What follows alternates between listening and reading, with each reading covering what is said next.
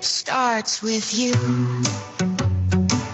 Good morning, everybody. Welcome to Monday, March 9th, 2026, 8 o'clock Eastern Time. News and weather together. Thank you for being here. We know you've got many choices to make every single day, and we're always grateful that you choose to spend some time with us. So thanks for being here. Thanks for coming back. If you're just finding us, please consider following. Appreciate you. Join our team if you've not done that yet, because tapping is clapping, liking is loving, and sharing is caring. There's a gifting goal today. Don't forget about that. That helps us get to the FYP, stay on the FYP, et cetera, et cetera, et cetera. Also, as you know, we are raising money for the Do Something Tour. A couple of updates I'll probably have within a couple of days. Some other stuff that's happening behind the scenes there. If you want to help participate and support what we're doing, marching towards a 25K goal, Cash App, PayPal, Venmo are the spots to help us out. Head on over to the link tree that's in my bio. You can find the link to our YouTube channel, also to Twitch. Please consider subscribing to both of those. Also, you'll find the link to the Instagram page for the Do Something Tour. Please follow there. Tapping there as well. Don't forget, go into the Facts merch store. You can find it either at Facts HQ or at the Factsstillmatter.site. Lots of really cool merch items, including some items for the Do Something Tour.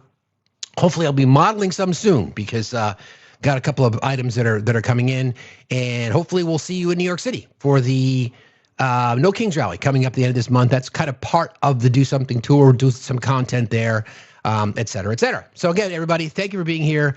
Welcome to the show. Happy Monday. Lot to cover this today. There is so much news, and as is the case, right? The muzzle velocity of news comes at you at the super breakneck speed. We're gonna try to get through all of it. We've got some more reporting, obviously, the situation in the Middle East, more information connected to the Jeffrey files, more independent journalism that has allowed us to kind of get things that we've not been able to get from legacy media, considering we are at day 80 of the federal government under the direction of Pam Bondi and Donald Trump and Kash Patel, et cetera, have failed to abide by federal law by releasing all the various documents. We'll talk about that. Also, we have an interesting story about, we'll kind of put some pieces together here for you from this landmark report done by Fairleigh Dickinson University a few years ago. Talked about Fox in general and cable news and how people, even watching Fox News, have less information available to them than people who don't watch the news at all. It's a really interesting study. We'll get into that. I guess first, though, I want to start with some economic. Well, actually, you know what? Let's not do that. Let's start with some good news first. Let's start the day off with a little bit of fun. How about we do the cold open from SNL? Here you go. Next up on C-SPAN, Secretary of War Pete Hegseth is about to take questions from the press about the current military operation in Iran. Good evening, ladies and gentlemen. The Secretary of War has been preparing all afternoon, and it looks like he's about ready. So please welcome Secretary Hegseth. Colin Jost is the gentleman who does Hegseth, in case you don't know.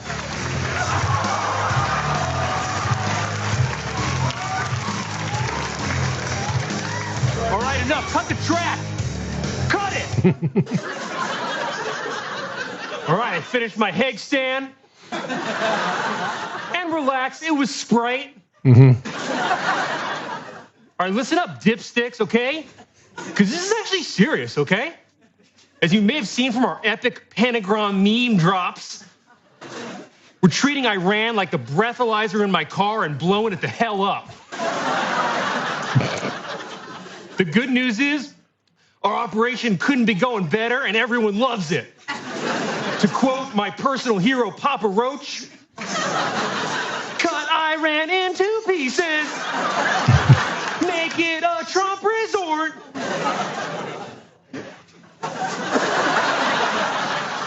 Now, the situation's complicated, okay? So let me put it in terms that I can understand.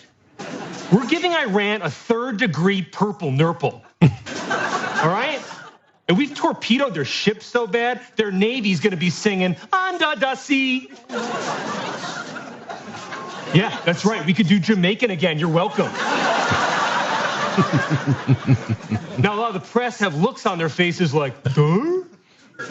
So now I'm going to be taking your questions and throwing them directly into a trash can. You, Hanson brother, go. Secretary Hegseth, you said this war could... Wait, war?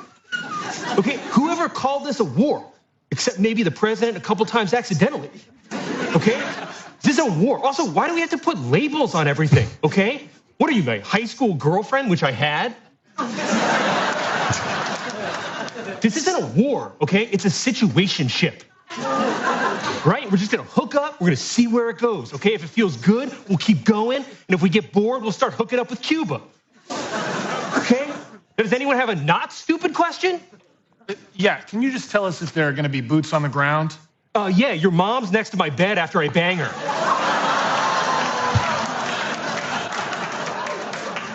I just think the American people are worried this could turn into a total quagmire. Yeah, good. Quagmire's hilarious. I mean, he's no Stewie, but who is?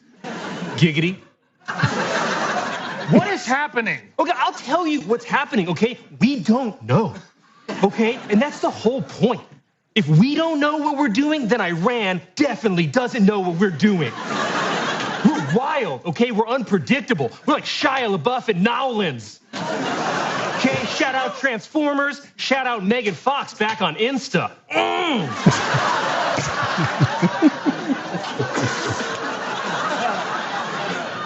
All right, next question. Gaylord says what? What? Oh my God, brutal. Okay, next. So true. Yeah, this week the president was asked if Americans should be worried about Iranian attacks here at home, and the president said, I guess. Should people be afraid? Oh, probably. I mean, probably you are. Look, you guys don't understand what we're doing here, okay? Y'all playing chess. I'm playing Grand Theft Auto, okay? All right, next question, girl. First of all, I have a name. Oh, really? Yeah, is it Jessica? No wonder I'm single? Yes. Last week you said that the U.S. defense agenda was, quote, maximum lethality, not tepid legality, violent effect, not politically correct. What did you mean by that, and why did it rhyme? 'Cause I'm White Hamilton? I'm just like my country. I'm drunk, angry, and horny, and they made me throw away my scotch. Anyway, that's enough for now. But my point is that, you know, SNL, of course, delivering the goods again, but too close to the truth. Thank you guys for being here. So let's address some. We're going to get into that in just a second. I first want to talk about the economic numbers because, you know, over the course of the last few weeks, the reason that I want to talk about the don't be silent is because we have to make sure that we're continuing to talk about this because they will figure out a way to push the obvious into the dustbin of history. And we're not going to let them. Case in point, there was a tweet or a truth that the president put out. This came out yesterday around 4 p.m., about around 4 p.m. Eastern time. Hold on. Sorry, I got to do this. Short-term oil prices, which will drop rapidly when the destruction of the Iran nuclear threat is over, even though we obliterated it, is a very small price to pay for USA and world safety and peace. In all caps, only fools would think differently. President DJT. So, that's nice. I am just gonna basically give the big fuck you, the middle finger salute to my supporters who I promised that I would lower their gas prices. Not only did you not lower them, my guy, but they are fucking flying up the charts, as they say. Casey's Top 40. Gas and oil prices approaching $110 a barrel. According to AAA, national average is at $3.47. Likely to go up even higher. That's rough. What are we gonna do? Okay, but so here's the irony. It won't matter because of statements like that. To some it might, but by and large, it won't really matter. So I've got some more specific economic data for you, and I think it's worthwhile to kind of go through it now since it should be top of everybody's mind and do some comparisons not only to even just the beginning of the Trump presidency, but going back to Biden. National average, again, according to AAA, it's actually now 348. When I looked at this earlier for the show prep, it was 347. Now it's 348. Early February, the average was $2.92. So it's up over 50 cents in a month. Oil prices over off hours trading approached $118 a barrel. Inflation up to 2.9%. Unemployment up to 4.4%. According to the February jobs report, as you know, we lost 92,000 jobs in February. That's 152,000 job correction in the wrong direction. The estimation was 60,000 jobs added. Instead, we lost 92,000 jobs. So national gas prices at $3.48 a gallon, which is up 50 cents since February. Oil prices well above $100 a barrel. Inflation up to 2.9%. Unemployment up to 4.4%. And we lost jobs in February. But all that winning. So I just kind of wanted to take a look back in time, just to kind of put a flag in the ground, so to speak, do some comparisons to the current economic conditions to those under Joe Biden. Well, the average gas price during Biden's presidency from 2021 to 2024 was $3.32 a gallon. That was the average over that amount of time. Currently, we sit at $3.48 per gallon. Okay. The average of oil, the average price for a barrel of oil during Biden's presidency capped out at $85. We are now well over $100. Inflation hit on average was 3.6% under Joe Biden, 2.9% currently here.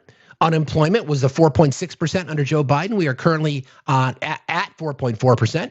And Joe Biden averaged 200,000 jobs added monthly, where the latest job report had us losing 92,000 jobs. So we've got a lot of data that we can really, really look at now, can't we? Well, here's the big one, though. The unemployment number. This is one that doesn't get talked about enough. Pre-COVID for Trump, it was 3.7%. Biden's average unemployment rate was 3.9% during the entire duration. It currently sits at 4.4%. Trump lost 2.7 million jobs. Joe Biden added 15.4 million jobs. That would be an average of 500,000 jobs a month. What am I wrong about, Barry? Those are data. This comes from the Bureau of Labor Statistics. So, don't know what to tell you. Gas currently sits at $3.48 a gallon nationally. It's up 50 cents. This is the point. Barry, how can you just sit there and just say, oh, you're wrong? Okay, what am I wrong about? Yeah, exactly. Let's hold on a second. Let's do this game. This is fun. I get to have a little bit of fun. So Barry, gas prices are up. We lost 92,000 jobs in February, Barry. Inflation's up. Unemployment's up for the highest it's been in years. We're now at a war, right? No new wars?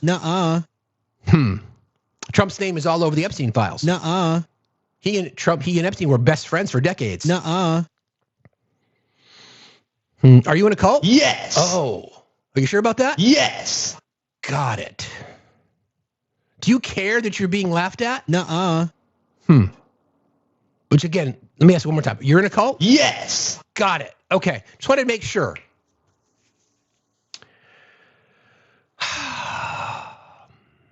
The worst part about this whole thing is the gullible nature of so many people, and we're going to get into why in just a few minutes. But I want to kind of go through some Trump versus Biden economies, myth versus fact. So the claim was by Mr. Trump that the economy was terrible under Biden. Biden left office with a 4.1% unemployment rate. That was near historic lows. Inflation fell to 2.7% by 2024, close to the Federal Reserve target. The U.S. economy grew by 3% annually near the end of his term, and roughly 16 million jobs were added during the Biden presidency, the largest increase for any president. The economy experienced strong growth and job recovery, but voters still felt squeezed by high prices. Now that is part of the reason that the Biden administration messaged improperly, in my opinion. See, MAGA, this is me being critical. Yes, the inflation rate dropped, but prices were still up. Those are all things. That's the kitchen table politics issue that we talk about, right? The Trump administration is doing the exact same thing. Case in point, that tweet that I read for you guys. Short-term oil prices, which will drop rapidly when destruction of the Iran nuclear threat is over, is a very small price to pay for USA and world safety and peace. Caps, in all caps, only fools would think differently. So he's telling you that you're fools if you think it's a big deal that the gas prices are up. Notice how he said short-term oil prices. He didn't want to use the gas prices component because that's a direct result. $3.47 a gallon. Okay. All right. No problem. Here's some more of the myth versus fact. Inflation was caused entirely by Biden. Economists widely attribute inflation to multiple global factors, including pandemic supply chain disruptions, massive stimulus spending globally, Russia's invasion of Ukraine, and then energy price shocks. Inflation peaked in 2022 across most developed countries, not just the US. Government policy contributed, but global shocks were the biggest driver. Claim number 3. Trump had the best economy in history. Trump has often described the pre-COVID economy as the greatest ever. Well, GDP growth averaged around 2%, which is typical. Wage growth and productivity trends were similar to late Obama-era trends, and job growth actually slowed slightly compared with 2014 to 2016. Oops, that's a drag. Claim, Trump created the most jobs ever. The U.S. had 2.7 million fewer jobs when Trump left office and when he started. This doesn't mean Trump's policies caused job losses. This is from the Joint Economic Forum, but the pandemic erased earlier gains. Trump's term ended with net job losses, largely due to COVID. We were losing jobs, though, prior to COVID. Hate to tell you that. Biden's job growth was fake because it was just COVID recovery. This is another claim. A large share was indeed pandemic recovery. However, the U.S. labor market exceeded pre-pandemic employment levels and reached record levels of employment. See, two things can't be true. Claim, Trump has eliminated inflation. Inflation slowed, but never went to zero. Of course, we know that to be true. Gas prices were always low under Trump and always higher under Biden. Gas prices depend heavily on global oil supply. COVID demand collapsed, pushed gas near $2 a gallon in 2020. The Ukraine war and supply shocks pushed gas prices higher. Notice the trend. You go to war in certain parts of the world where there's sensitivity to supply chains, and boom. Generally speaking, what the economists agree on, and from Trump era, from 2017 to 2020, low unemployment before COVID, strong stock market, stable inflation. Weaknesses, pandemic recession, wiped out all gains. Biden era, massive job recovery, strong GDP growth, and then manufacturing investment surge. Weaknesses, high inflation from 2021 to 2022, and then the housing affordability crisis. Those are objective data. Those are objective data points. I know that objectivity doesn't work for our friends on the right, but tough shit. That's the deal. All right, we'll get back to this in just a second, but it is Women's History Month, and all month long we've been honoring every day this month we'll be honoring some may know these names, but I tried to find some names that weren't as common, that weren't as easily remembered, including Claudette Colvin. Born September the 5th, 1939, died January 13th, 2026, just recently, was an American pioneer of the 1950s civil rights movement and nurse aide.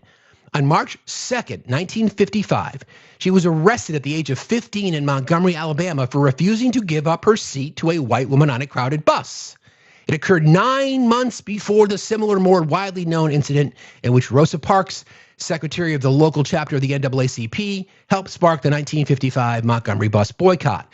Colvin was one of 4 plaintiffs in the first federal court case filed by civil rights attorney Fred Gray on February the 1st, 1956, as Browder versus Gale, to challenge bus segregation in the city. In U.S. District Court, Colvin testified before the 3-judge panel that heard the case. On June 13, 1956, the judges determined that the state and local laws requiring bus segregation in Alabama were unconstitutional. The case went to the Supreme Court on appeal by the state, which upheld the district court's decision on November the 13th, 1956. 1 month later, the Supreme Court affirmed the order to Montgomery and the state of Alabama to end bus segregation. The Montgomery bus boycott was then called off after a few months. The court subsequently declared all segregation on public transportation unconstitutional. For many years, Montgomery's black leaders did not publicize Colvin's pioneering effort. She said, quote, young people think Rosa Parks just sat down on a bus and ended segregation, but that wasn't the case at all. Colvin's case was dropped by civil rights campaigners because she was unmarried and pregnant during the proceedings. It is now widely accepted that she was not accredited by civil rights campaigners due to her circumstances. Rosa Parks once said, quote, if the white press got a hold of that information, they would have had a field day. They'd call her a bad girl, and her case wouldn't have had a chance. In 2021, the record of Colvin's arrest and adjudication of delinquency was expunged by the district court, where the charges against her had been brought more than 66 years earlier. That would be Claudette Colvin. Her impact on the civil rights movement just ignored. I did not know much about her at all. What an amazing woman. We honor women of history throughout the month of March. Okay. Speaking of that, I want to play this one little bit of sound because I really like this explanation of the patriarchy. So hopefully you guys will as well.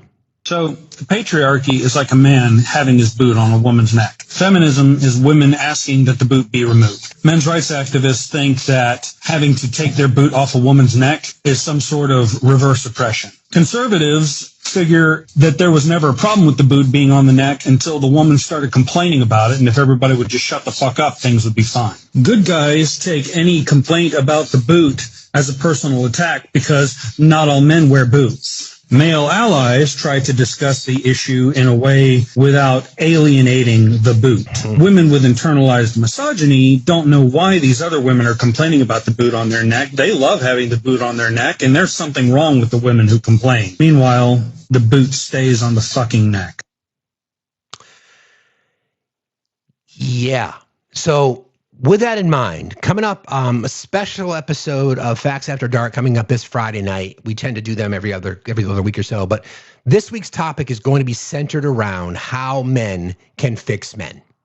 Still working on what the caption is going to be, what the actual title of the live is going to be, but it's going to be a bit different. We're going to have a wide variety of voices because we got to get out ahead of this shit. I'm going to read to you guys a report that was done, this sort of landmark story done by numerous groups across the country, across the world, about how men are, especially Gen Z men, are really falling into the red pill trap. So we have to get out ahead of it as quickly as we possibly can. So, all right, there's that. Thank you guys for being here again. Keep tapping.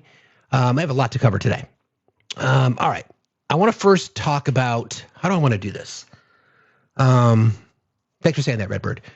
I think I want to level set in a couple of things. I'm going to play some sound first from Tony Blinken, because a lot of this has to do the lies that we've been told coming from the White House as it relates specifically to justification for why we're there, how we're there, and complaints that the JCPOA did not work. So here's Tony Blinken. I need some water. I'll be right back. During the Obama administration, the Israelis were pushing President Obama to take military action against Iran, and were warning that they would do it themselves if he didn't. And he wouldn't, because he thought the better way to get at the nuclear program, which is what we were focused on, was through very muscular diplomacy backed up by very, very strong sanctions that we rallied the world to put in place. And then we got the Iran nuclear agreement. In the days after the October 7th attack on Israel, the horrific attack on Israel by Hamas, the Israelis were insisting that in the north, Hezbollah from Lebanon was about to attack. And they wanted to strike preemptively against Hezbollah. And President Biden said, look, we're with you. We'll always be with you in defending Israel. And if you're attacked, we're there. But we're not there if you're going to start something. And we came within about 30 minutes of having a war in the north based on bad information that the Israelis had about an imminent attack from Hezbollah. We were able to avert that. But Biden was very insistent. We're not going to do something that you initiate, that you start. It's very different than defending Israel when it's been attacked. I can't speak to what the dynamic was this time. I heard that, then it was walked back. The president said it was the other way around. There's been a shifting rationale, a shifting explanation for why this, why now. And again, that's why it's so important to have ideally laid this out before the American people and our partners and allies. We might have had less friction with them if there was a compelling case to be made, to make sure that we laid that out in advance and had them with us on the takeoff, not mid-flight or on the landing. So in other words, a lot of external pressure, we'll say, from a certain war criminal who resides in that part of the world named Bibi Netanyahu. Lots of pressure. In fact, it's been that way for a very, very long time. I've got some interesting sound I want to play for you too about that particular topic, about how, you can just listen to what he says here, about how he uses mind games and uses psychological warfare on the minds of the American people to justify his crimes. Here you go. That part of the base of our support in the United States, that is being challenged systematically. A lot of this is done with money. Money of NGOs, vast. Money of governments, vaster. Okay? We have to fight back. How do we fight back? Our influences. I think you should also talk to them if you have a chance. How do we fight back? With our influencers. Okay. To that community, they're very important. And secondly, we're going to have to use the tools of battle. You know, the weapons change over time. You can't fight today with swords. That doesn't work very well. Okay? And you can't fight with cavalry. That doesn't work very well. And you have these new things, you know, like drones, things like that. I won't get into that. But we have to fight with the weapons that apply to the battlefields in which we're engaged. And the most important ones are in social media. And the most important purchase that is going on right now is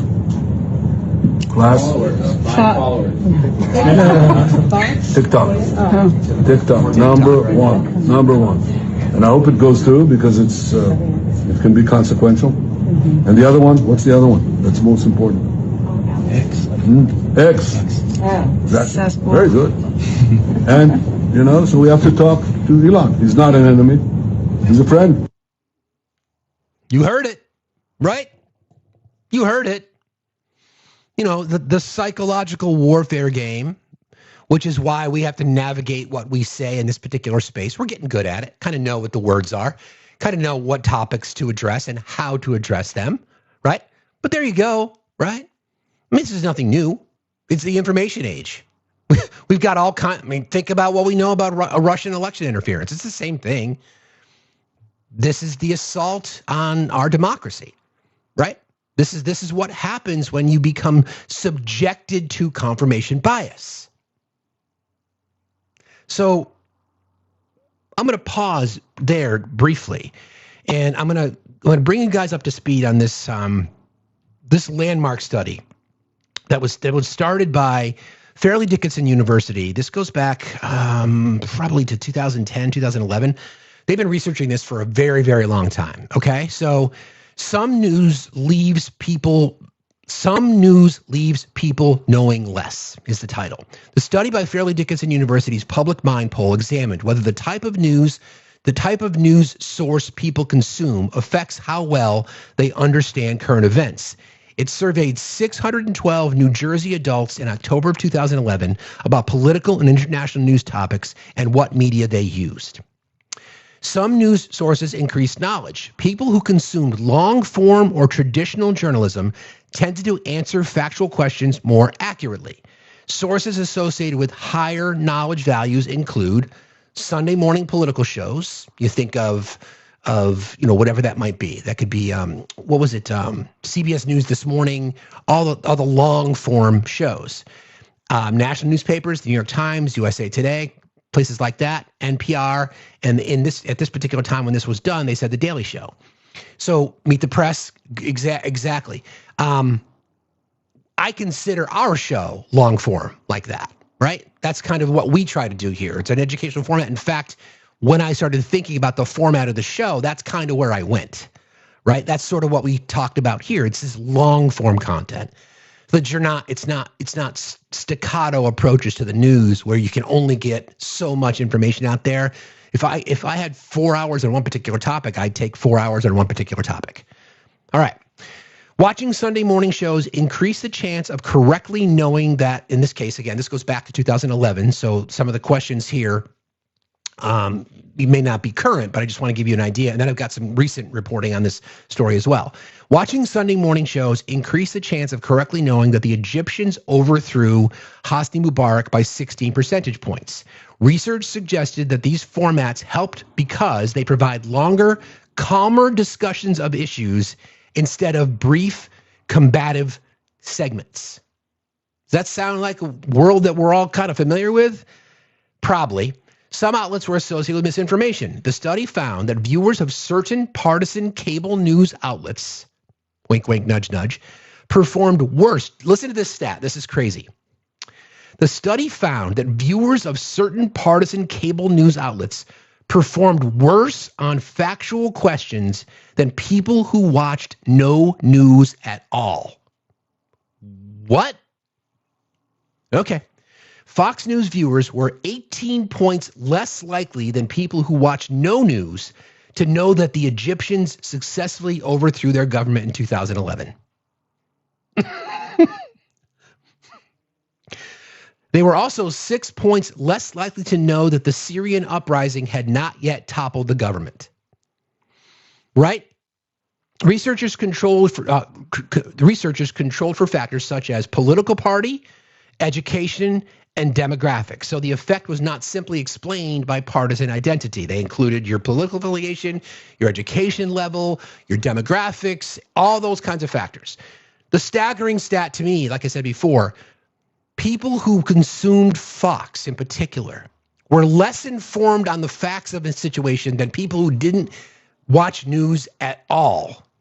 All right. Study also finds misinformation links to other outlets. MSNBC viewers were more likely to misidentify the Occupy Wall Street protesters as Republicans. They were widely seen as aligned with Democrats. This suggests partisan framing can distort understanding across ideological media. Many Americans lacked basic political knowledge. Examples from this survey included only 53% knew that the Egyptians had overthrown their government. Again, this goes back to 2011. You can stretch it out to today because we'll get into that in just a moment. 48% knew the Syrian government had not fallen, and only 55% could correctly identify the leading Republican presidential candidates at the time. It was either Mitt Romney or Herman Cain. The study concluded that the format and style of news matter greatly. In-depth, slower journalism offers a better informed citizenry. You're welcome. Highly partisan or confrontational formats lend to greater misinformation. The researchers argued that how news is presented, not just how much news people consume, affects public knowledge. How news is presented. As we go through this morning, and as PBS, a great example of how they do the news. I'll play some snippets from CNN, from Fox as well. And you can see the difference, right? The idea, I think news is important. Sure, it's easy to say turn everything off. That's fine. That's sure. I wouldn't recommend that. That's a personal preference. But one of the reasons that I don't watch CNN, I don't like the way it's packaged. Right? I consume my news differently. I read a lot. Like there might be a story that would come across one of my feeds, and I'm like, what does that mean? So I'm going to dig past that, and we're going to do an entire different show on understanding the news and media literacy. We've done that before. We'll do it again. But just in general, Fox appeals to people because it's quick, it's an emotionally charged, it's well lit, lots of graphics. It's like a ping pong machine, right? All that kind of shit. So that's why it's popular. The problem is we know that it's loaded with misinformation and disinformation. So let's these are some of the questions that they asked during this particular survey. The survey measured political knowledge with a small set of factual current events questions. Respondents were first asked where they got their news and then asked these general knowledge questions. Participants were asked whether they got their news from sources such as, this was the list, NPR, The Daily Show with Jon Stewart, CNN, Fox News, MSNBC, local TV news, national newspapers, USA Today, New York Times, etc., talk radio, political blogs and websites, and or Sunday morning political shows. Question. Have the opposition groups protesting in Egypt been successful in bringing down the regime there? Choices are yes, no, or I don't know. The correct answer at the time was yes. But we know the overwhelming majority of people who consume their news on Fox could not answer that question. Now, question number 2, this is about Syria. Have the opposition groups in Syria been successful bringing down the regime there? Again, yes, no, or I don't know. The correct answer was no, because the Assad government had not fallen. Similarly, though, depending on where people consume their news, many people didn't even know this was happening. And that's a lot of us, right? This goes back quite a ways. We didn't have various social media tools at that particular time, but this is a general knowledge question. Which country, this is the European debt crisis, which country has had to spend the most money to bail out European countries? Anybody know the answer to that question? Let's see. Okay, this probably still holds true today. Which country has had to spend which European country has had to spend the most money to bail out other European countries? Anybody want to take a guess at that? Let's see. You guys are the smartest chat on TikTok. Let's see. What do you think? What do you think that might be? Chris, you got it. It's Germany. Yep, it's Germany. Are the protesters for Occupy Wall Street Republican or Democrat? Most people probably thought that they were, again, where your bias comes from. The answer was mostly Democrats, left-leaning activists. This is the Republican Party primary leader. Which candidate seems to be leading in the polls for the Republican presidential nomination? The answer was either Mitt Romney or Herman Cain, but neither. Really, people weren't really able to answer that question. Again, I'm taking you through this because I think it's really, really critical to understand why it is that we can't be silent. Because the amount of misinformation and disinformation that there is on overdrive, I have never seen anything like it in my fucking life than what we're witnessing right now in regards to Epstein, in regards to the Iran war, and in regards to the economy. Those 3 things are fucking, the misinformation and propaganda and disinformation flying from that is out of fucking control. All right.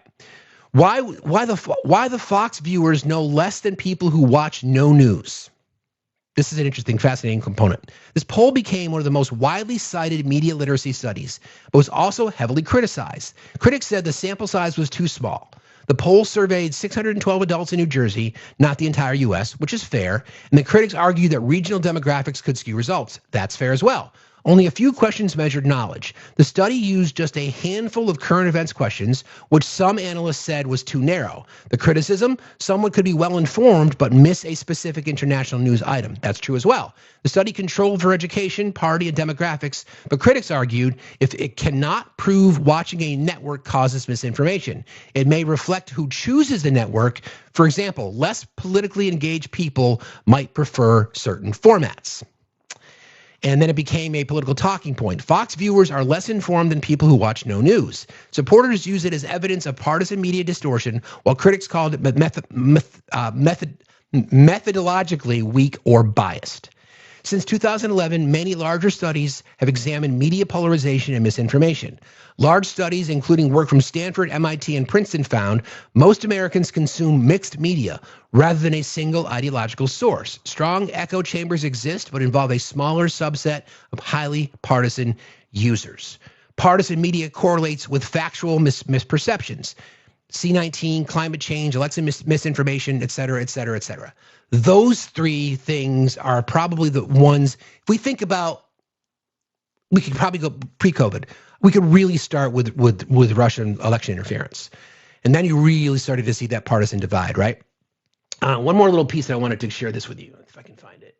All right.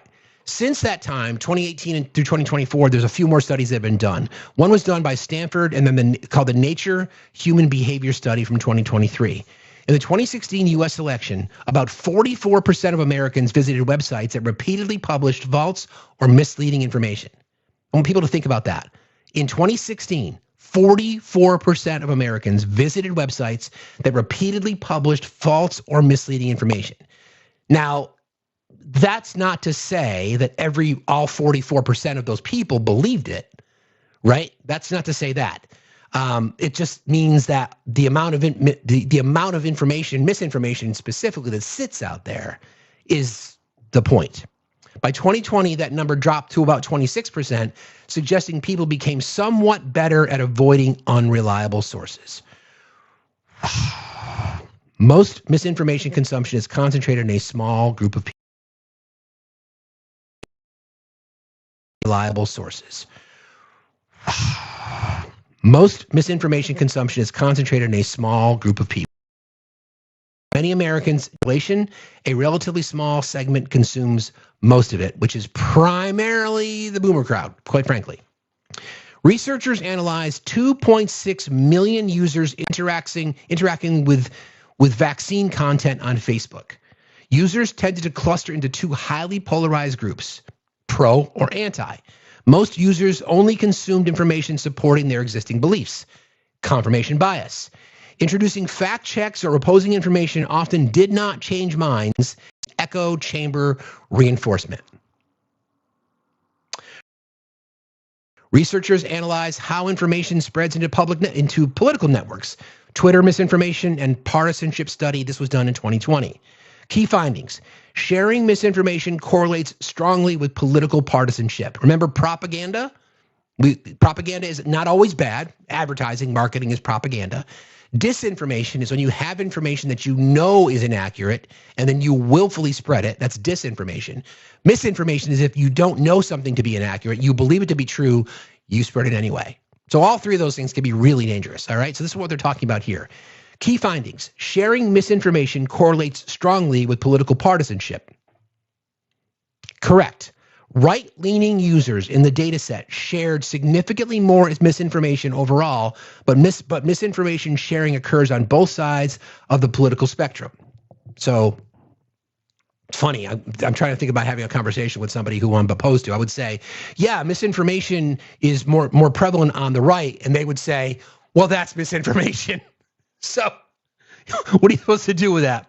Partisan identity itself becomes part of the information filter. Then MIT did research on social media algorithms. Researchers studying misinformation networks found that the platform algorithms can create filter bubbles. When engagement maximizing algorithms show users content similar to what they already like, it can create clusters of like-minded users or an echo chamber where misinformation spreads more easily. Think about what you watch on TikTok. It's a really small example, but it's actually it's a good one because you get these echo chambers are dangerous. They really are. They're really, really dangerous. And I think the problem that we face is that I did a video on this last week about never relenting on the truth. If you have the truth on your side, that's why it frustrates so many of us.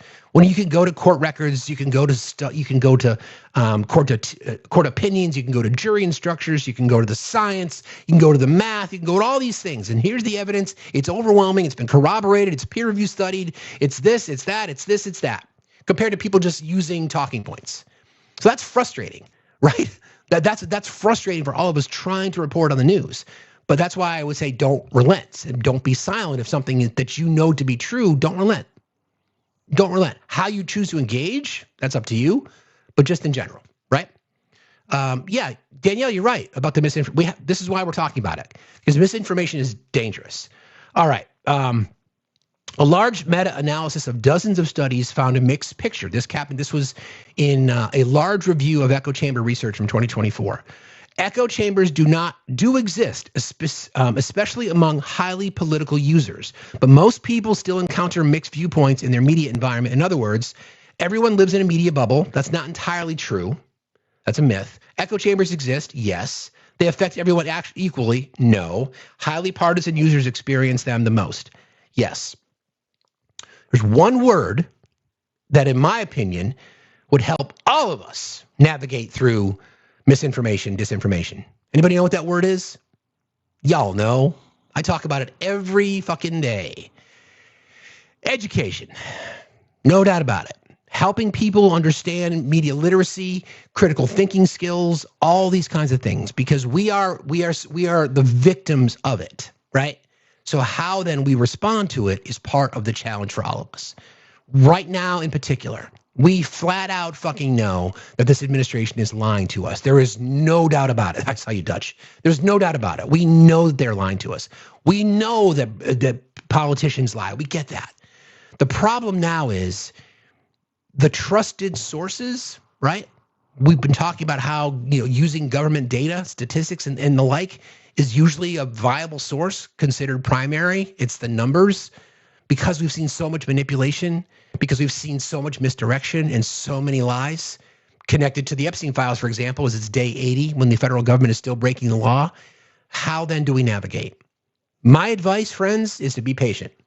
My advice is to find people that you trust and challenge them. I've had a lot of people say that they trust me. And I appreciate that. I take that really seriously. That's why we're very careful. I've said it a million times. We would rather be last than correct than first and wrong when it comes to breaking news. That's why we're diligent. So find someone that you trust and then hold them accountable. If they give you misinformation, if they're wrong, they should admit it, right? If they're offering their opinion, they should qualify everything that they say.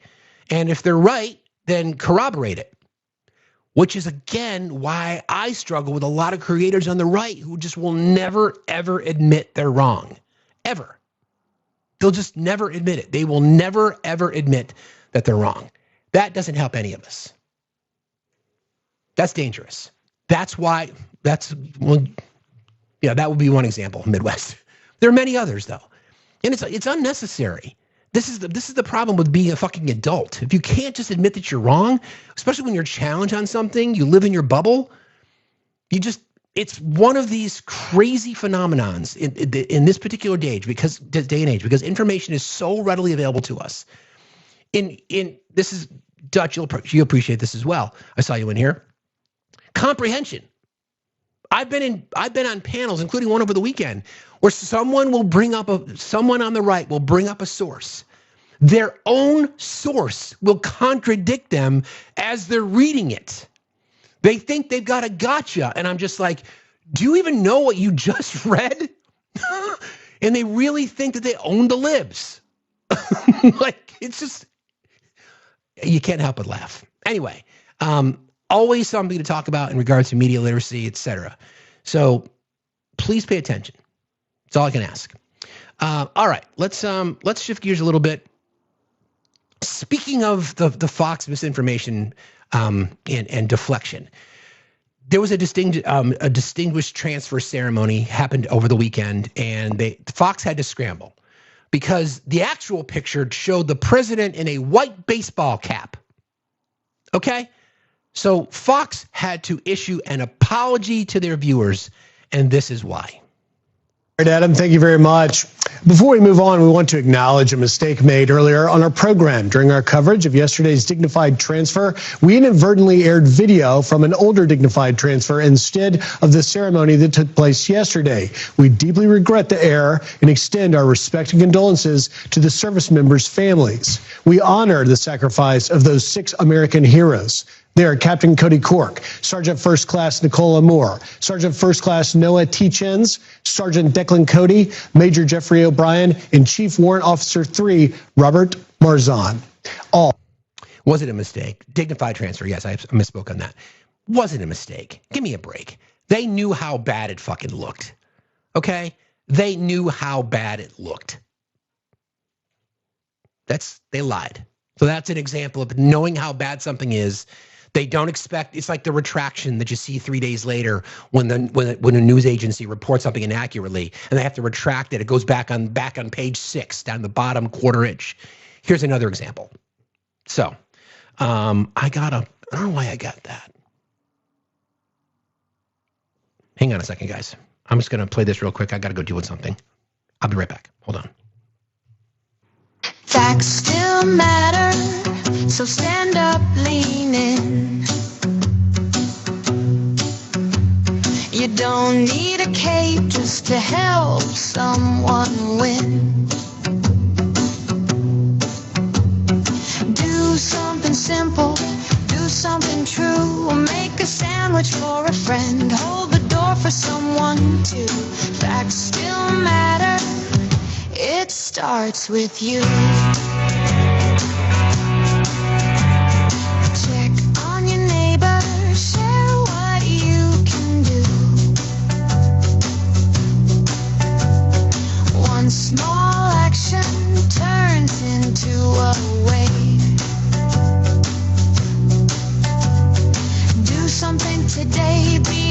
dreams that you crave. Facts still matter. It starts with you. Facts still matter. It starts with you. Sorry about that. It's oil change, car oil change day, and my daughter and I are trying to swap cars. So sorry about that. A little bit of drama. Anyway, speaking of that, if you want to help support the cause, you can do so at Factsstillmatter, Cash App, PayPal, Venmo. So that was intentional by Fox to do that, right? That was intentional. The redaction part was fucking bullshit. They had to issue an apology. They had no choice. But again, they do it on a buried segment, not one of the more prominent shows. It's a fucking joke. Okay, so on that theme, there's a few other things that I wanted to cover. I want to address with you guys this morning. We're going to talk about a lot about the contradictions coming from the White House and from the cabinet and from members of the community, so to speak. So let's start with the president on Air Force One about the school strike. This is disturbing, ladies and gentlemen. Did the United States bomb a girls' elementary school in southern Iran on the first day of the war and kill 175 people? In my opinion, based on what I've seen, that was done by Iran. Is that true, Mr. Hegseth? It was Iran who did that? We're certainly investigating. Still investigating. But the only side that targets civilians is Iran. We think it was done. We think it was done by Iran. Because they're very inaccurate, as you know, with their munitions. They have no accuracy whatsoever. It was done by Iran. Okay.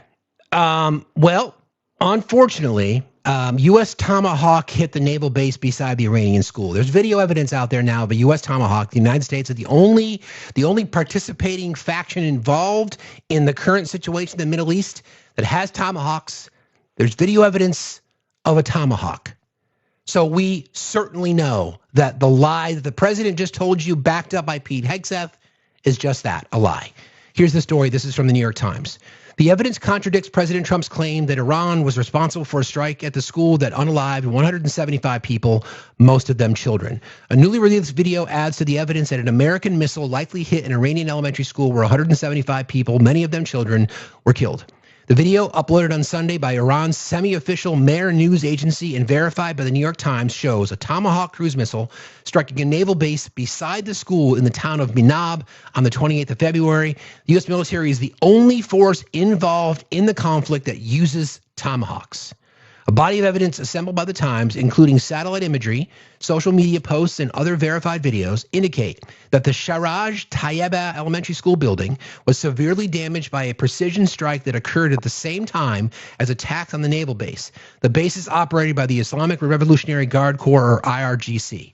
Asked by a reporter from the Times on Saturday if the United States had bombed the school, President Trump said no. In my opinion, and based on what I've seen, that was done by Iran, he said. They're very inaccurate, as you know, with their munitions. Defense Secretary Pete Hegseth, who was standing beside Mr. Trump, said the same thing.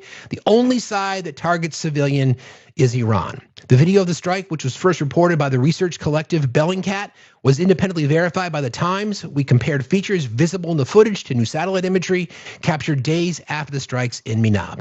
The video was filmed from a construction site opposite the base and shows a worn dirt path across a grassy area and piles of debris, also evident in recent satellite imagery, bolstering its credibility. The video also comports with other verified videos taken in the immediate aftermath of the strikes.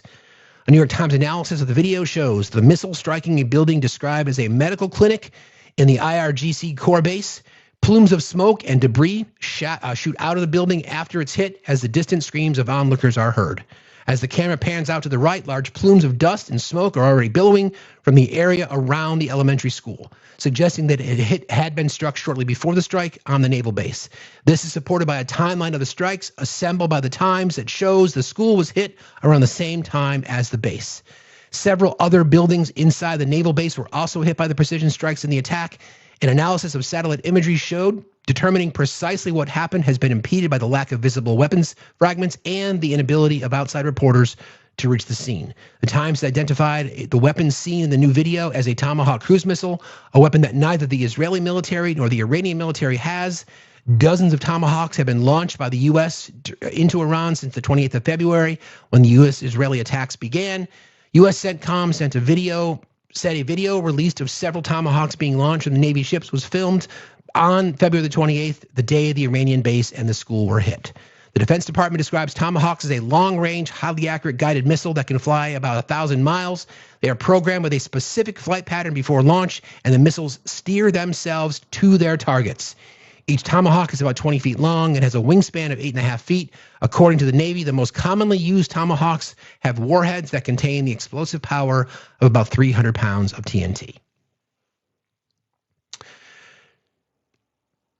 So, as we've just discussed, the amount of misinformation and disinformation around that, thinking that the American people are going to believe it. Okay? As we were discussing earlier, the ability for someone to say that, hey, we were wrong, that's on us. They can't do that now. They can't. They can't do that now. So here's a little montage of sound bites that I found for you guys, going back to, again, talking about the misinformation. Don't be silent. We know it's a war. I was engaged with Gunny last night on a complete fucking troll who's trying to say, well, it's not a war because Congress hasn't declared war, right? We know that. Congress hasn't declared war since World War II. You want to tell a Vietnam War veteran that it wasn't war? You want to tell a Korean War veteran that it wasn't war?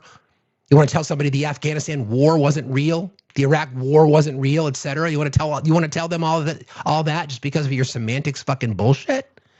Okay, this is the fight we're up against. The United States at war with Iran?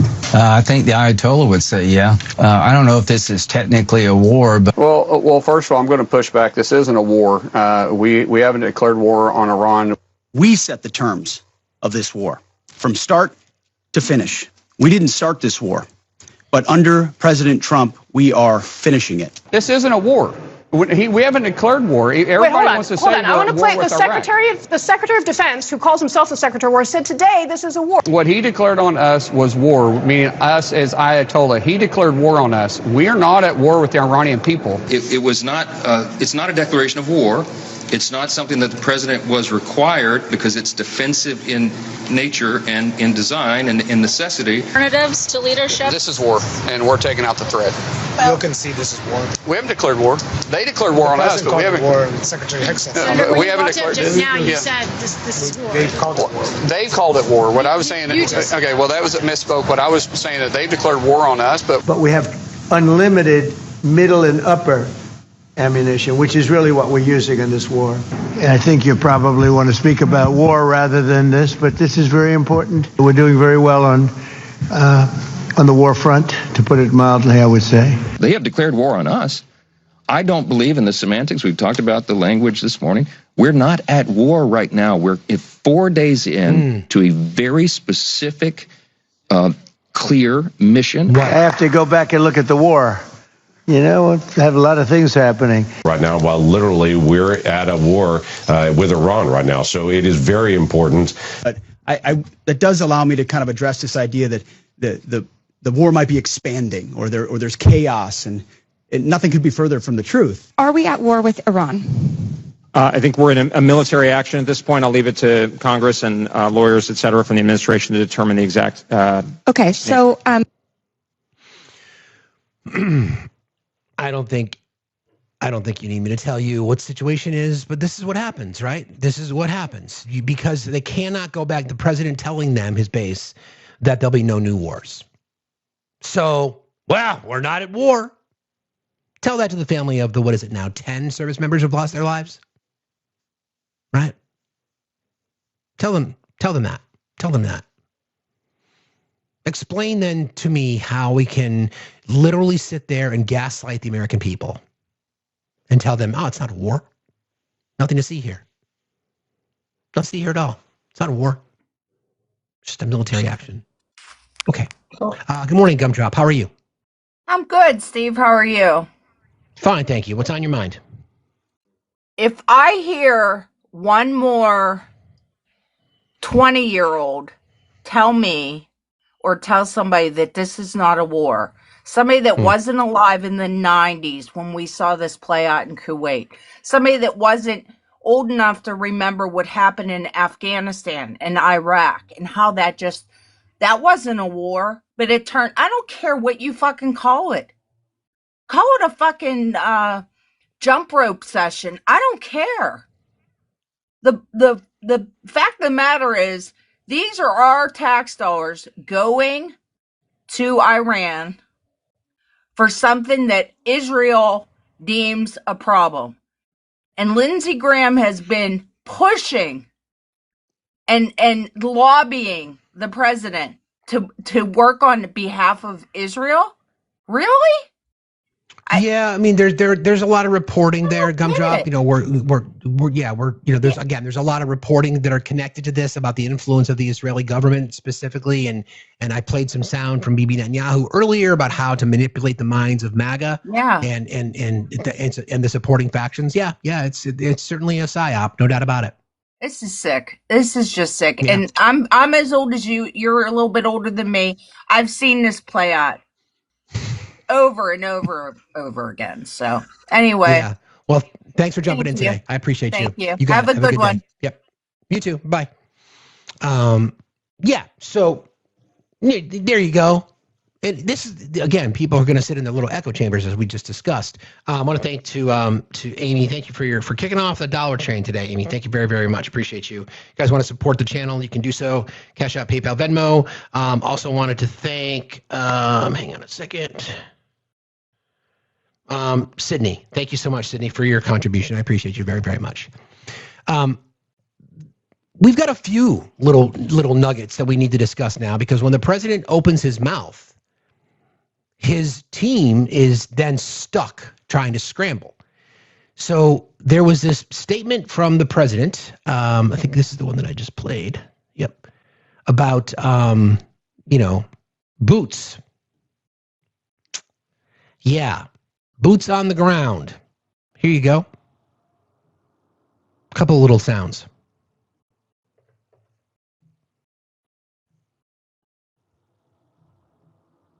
Will it be a war then, MAGA? Cry uncle, or when they can't fight any longer and there's nobody around to cry uncle.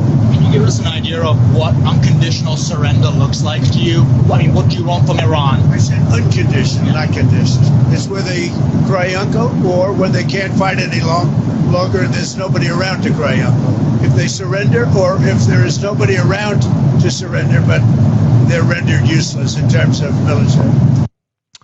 Yeah, okay. Yeah, we saw that. Yeah, we know what unconditional surrender. We know what unconditional surrender means. I gotcha. Let me give you a couple more little bits of sound from the president, because we have to address this, because Caroline Leavitt had to address it. Here you go.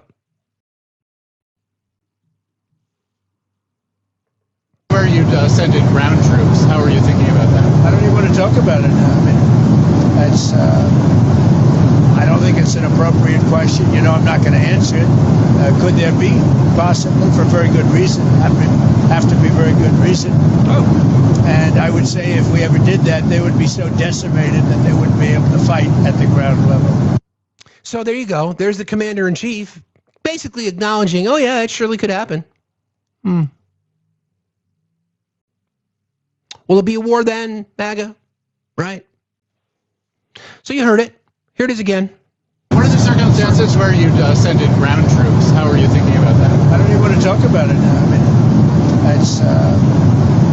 I don't think it's an appropriate question. I'm not going to answer it. Could there be? Possibly, for very good reason. I mean, have to be very good reason. And I would say if we ever did that, they would be so decimated that they wouldn't be able to fight at the ground level. Okay. So I want to make sure I heard that properly. So then what ends up happening is that Caroline Leavitt has to go out on the channel, the channel being Fox, and she's asked this question about what do we do? Well, this is her answer. This will reassure you. I wanted to start you off this afternoon because we have confirmed reports from U.S. officials that Russia is providing intelligence to Iran to help it target U.S. assets in the region.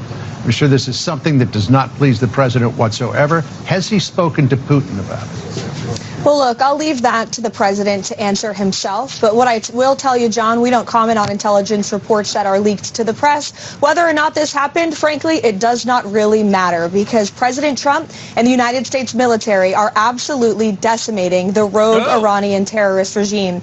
We are. That's the wrong bit of sound because I've got reporting on that for you guys as well. But hang on a second. Of course. Hold on. This is what I wanted to play. Give me 1 sec. I'm a little distracted. My apologies. Hold on. Right here. So Caroline was confronted about this particular piece right here. Here you go. Boots in the ground. They are worried that we're going to have a draft, that they're going to see their sons get in and daughters get involved in this.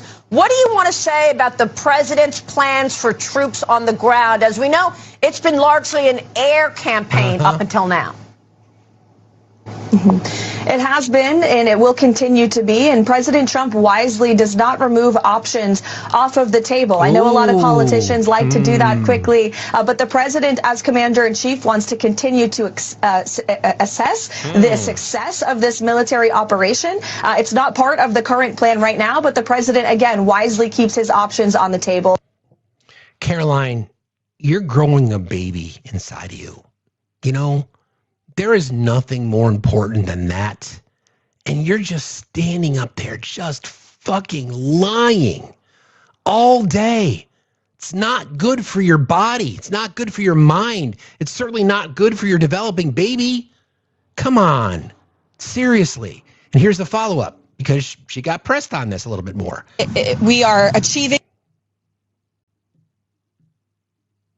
Why doesn't it matter if U.S. military is endangered by Russia, and is that what the president believes as well? What I meant, Kristen, and thank you for giving me a chance to make it very clear, is that it clearly is not making a difference with respect to the military operations in Iran, because we are completely decimating them. As I said earlier, we've taken out nearly 30 of their ships. Their Navy has been deemed combat ineffective. 90% reduction in ballistic missile retaliatory strikes against the United States and our Gulf Arab and partners in the region.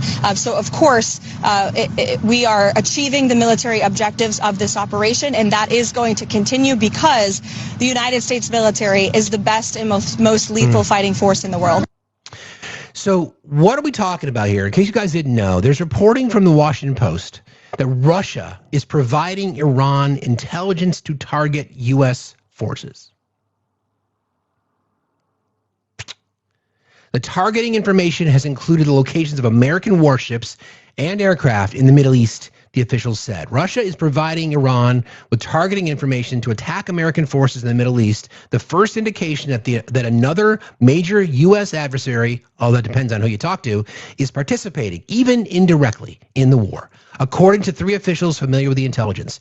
The assistance, which has not been previously reported, signals that the rapidly expanding conflict now features one of America's chief nuclear-armed competitors with exquisite intelligence capabilities. Since the war began Saturday, Russia has passed Iran the locations of U.S. military assets, including warships and aircraft, said the 3 officials who spoke on the condition of anonymity because of the matter's sensitivity. Quote, it does seem like it's pretty comprehensive effort, one of the people said. Reached by the Washington Post on Friday, Dmitry Peskov, the Kremlin spokesman, declined to comment on the intelligence findings. Moscow has called for an end to the war, which it labeled, quote, an unprovoked act of armed aggression. The extent of Russia's targeting assistance to Iran was not entirely clear. The Iranian military's own ability to locate U.S. forces has been degraded less than a week into the fighting, the officials said. 6 U.S. troops were unalived and several others injured by an Iranian drone attack on Sunday in Kuwait. Iran has fired thousands of one-way attack drones and hundreds of missiles at U.S. military positions, embassies, and civilians, even as the joint American-Israeli campaign has hit more than 2,000 Iranian targets, including ballistic missile sites, naval assets, and the country's leadership. Quote, the Iranian regime is being absolutely crushed, said White House spokesperson Anna Kelly, without commenting on any Russian aid to Iran. Their ballistic missile retaliation is decreasing every day. Their Navy is being wiped out. Their production capacity is being demolished, and proxies are hardly putting up a fight. The CIA and the Pentagon declined to comment. When asked this week about his message to Russia and China, which are among Iran's most powerful backers, Defense Secretary Pete Hegseth said he didn't have one and that they're not really a factor here. Two of the officials familiar with Russia's support for Iran said that China did not appear to be aiding Iran's defenses, despite close ties between the two countries. In a statement, the Chinese embassy in Washington referred to Beijing's diplomatic efforts to engage with partners in the region since the war began and said that the conflict should, quote, immediately cease. Well, that's interesting, right? So let me get this straight. Russia, who is the beneficiary of a destabilized United States, Russia, who's the beneficiary of the United States leaving NATO, Russia, who's been spying on American elections for years, Russia, who, by the way, our president back in Helsinki, Finland, back in 2018 said hold on, I got to find it now. Hold on.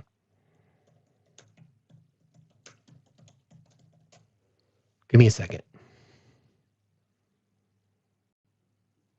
It's always relevant to play this. I'm going to play it right now. Hang on a second.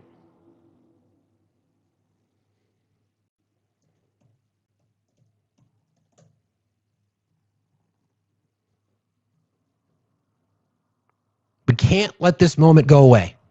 It was one of the most extraordinary moments between an American president and a Russian leader. This is July 17th, 2018, when our president basically backed up Daddy Vladdy. Their meeting framed by Friday's Justice Department indictment of 12 Russian agents for election meddling and the judgment of U.S. intelligence agencies, including Director of National Intelligence Dan Coats, that Russia interfered. President Trump asked, who do you believe, President Putin or the U.S. intelligence community? His answer? People came to me, Dan Coats came to me and some others. They said they think it's Russia.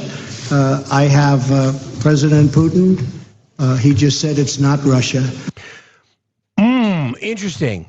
Remember that? You guys remember that? See, you know why? This is why it's important to really unpack stories like this. We certainly know that Russia, the FSB, KGB, the Russian intelligence services are some of the best in the world. Without question. They are some of the best in the world. They've been absolutely spying on us for fucking ever. We spy on them too. There's no doubt about that. Our president back then, when given overwhelming evidence that Russia had interfered with our elections, he fucking knew it because people on his staff did it. He took the information. We already know about the Russian money laundering. Don't be silent because this has been happening forever. Here's that infamous quote again. As they said, they think it's Russia. I have President Putin. He just said it's not Russia.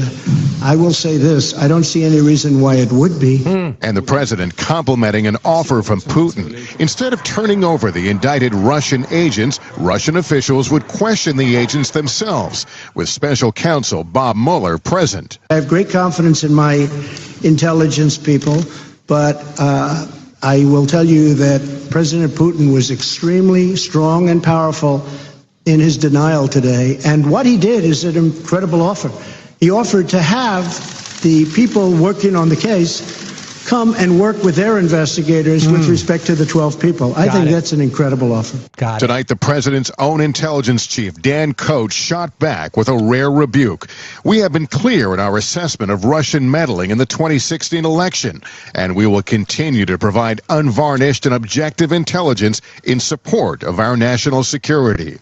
Critics like former Obama CIA Director John Brennan unleashing. Who got indicted, by the way, or they tried to. Something that is a disgrace, and that all Americans should be ashamed of that performance of somebody who holds the title of President of the United States. Election meddling among the flashpoints that have helped sink U.S.-Russia relations. Others include Russia's illegal occupation of Crimea and its backing of a Syrian regime that used chemical weapons. But this morning, President Trump blaming tensions on the U.S. and the Mueller investigation. Tweeting, our relationship with Russia has never been worse thanks to many years of U.S. foolishness and stupidity. And now, the rigged witch hunt. Just to be very clear, the United States president back in July of 2018 said this on X. Our relationship with Russia has never been worse, thanks to many years of U.S. foolishness and stupidity, and now the rigged witch hunt. The reason I'm going through this story with you guys is because there's new reporting that Russia has been feeding the Iranian military information, intelligence information, locations of our military. So who knows? Did they get a tip? Which that drone strike that ended up taking out the lives of service members, right? And what's going to end up happening is they're going to say, well, we've been in contact with our Russian authorities and they've told us that we didn't do it. You mark my fucking words. That's what's coming. Today asked, does he think Putin bears any responsibility? Yes, I do. I hold both countries responsible. I think that the United States has been foolish. I think that the probe is a disaster for our country. Wow. I think it's kept us apart. It's kept us separated. There was no collusion at all. Everybody knows it. People are being brought out to the fore. So far that I know, virtually none of it related to the campaign. All of it, and they're going to have to try really hard to find somebody that did relate to the Yeah, too bad all of it, though, was related to the campaign. Sorry. campaign. That was a clean campaign. I beat Hillary Clinton easily, and frankly, we beat her. Putin revealing for the first time who he wanted to win. President Putin, did you want President Trump to win the election? Yes, I did. Yes, I did. Because he talked about bringing the Russian relationship back to normal, Putin said. Was there anything behind it, or was he just being honest at that moment? I think he was being honest, and I think he wants to cooperate with Trump. I think Trump is somebody that he thinks will do a lot of good for Russia.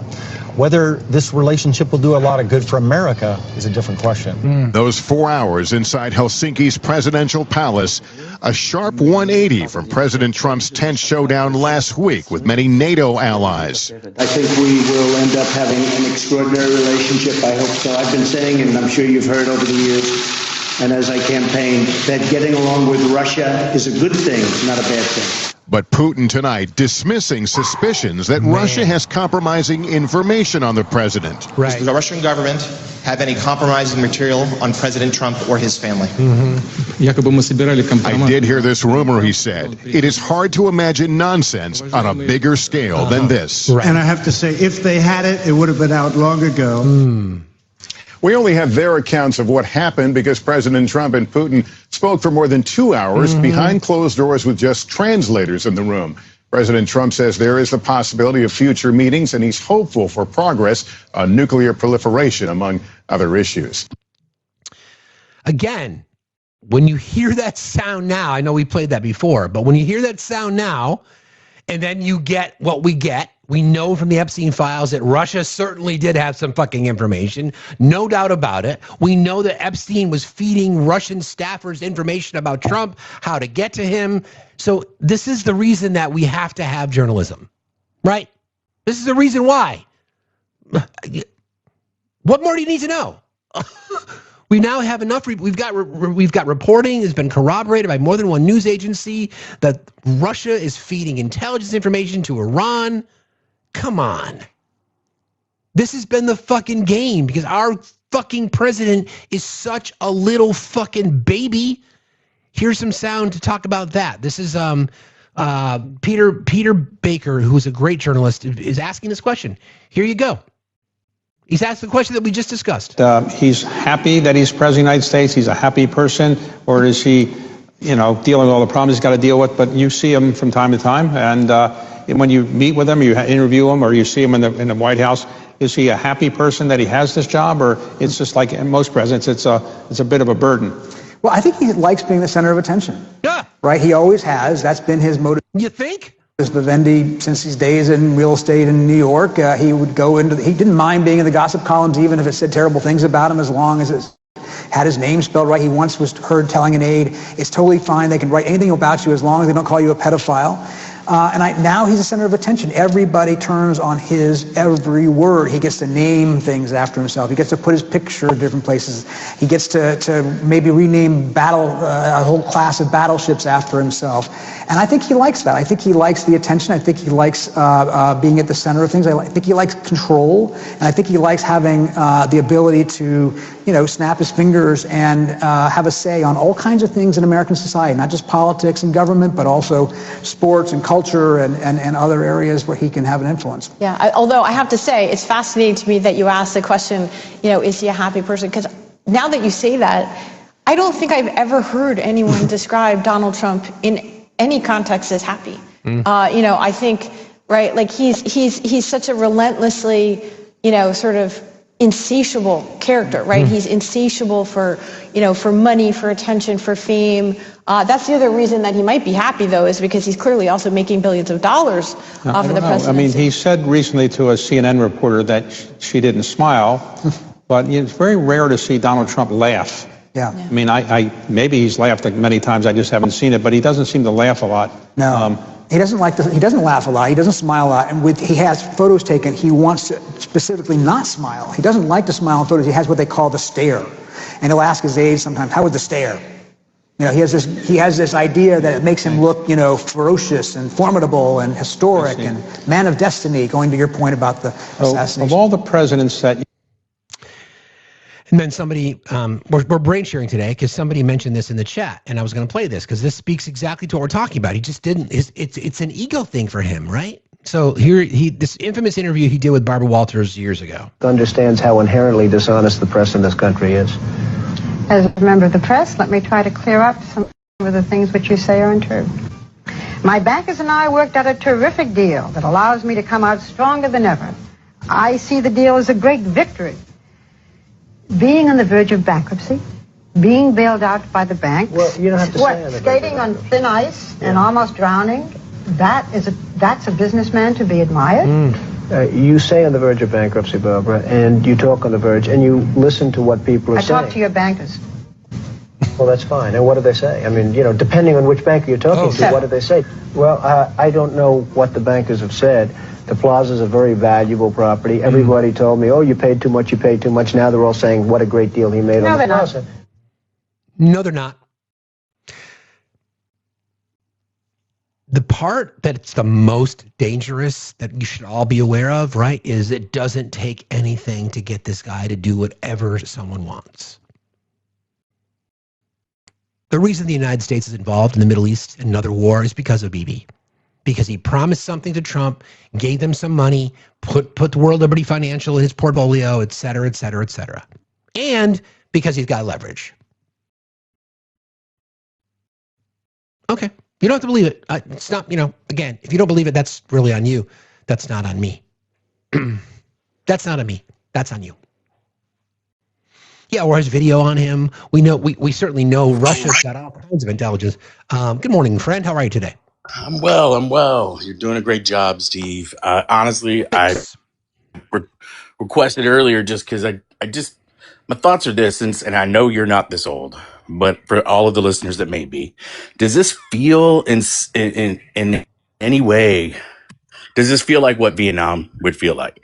Like we're just watching it develop as we are just careening towards uncontrollable things that then do lead to draft or whatever else that's out of our hands. Does that feel like that? I'm just asking. So I don't know. I can't imagine there would be a draft. I can't imagine that would happen. Warfare's fought differently now. I don't know. It's hard to say. I mean, it's just the problem is that it's not going to end well. I'm going to do a breakdown a little bit about some of these regime change wars and how in U.S. involvement and what's ended up happening. Yeah. I mean, I don't know. I don't know. Yeah. It's just getting it out of my head. I have a 14-year-old son, and this all for me started a year and a half ago, just kind of being the crazy person speaking these things that are now seem very much in light, of things. So I don't know. I appreciate you just let me bounce it off you. You got it, man. No problem. Have a good day. Peace. Be safe out there. All right, take care. Yep. I don't know, friends. I don't want to go there. I can't imagine that would go over very well. Yeah, Project 2025 did talk about that, right? And he is wildly unpredictable. That is very true as well. I guess we'll see. This is an example of this. This is from Zateo. This is some really good reporting. Many Iranians in the diaspora are cheering on Trump's war against their home country despite the growing civilian casualties and widespread destruction, because they believe the fall of the theocratic regime will be a boost for democracy and freedom across Iran. The problem is those Iranians, like so many Americans, seem to have forgotten just how catastrophic U.S. regime change wars have been. With the risk of history repeating itself, here's Zateo's list. Before I go any further on that, I do want to remind folks that this, I forgot this update from the beginning. Let's see.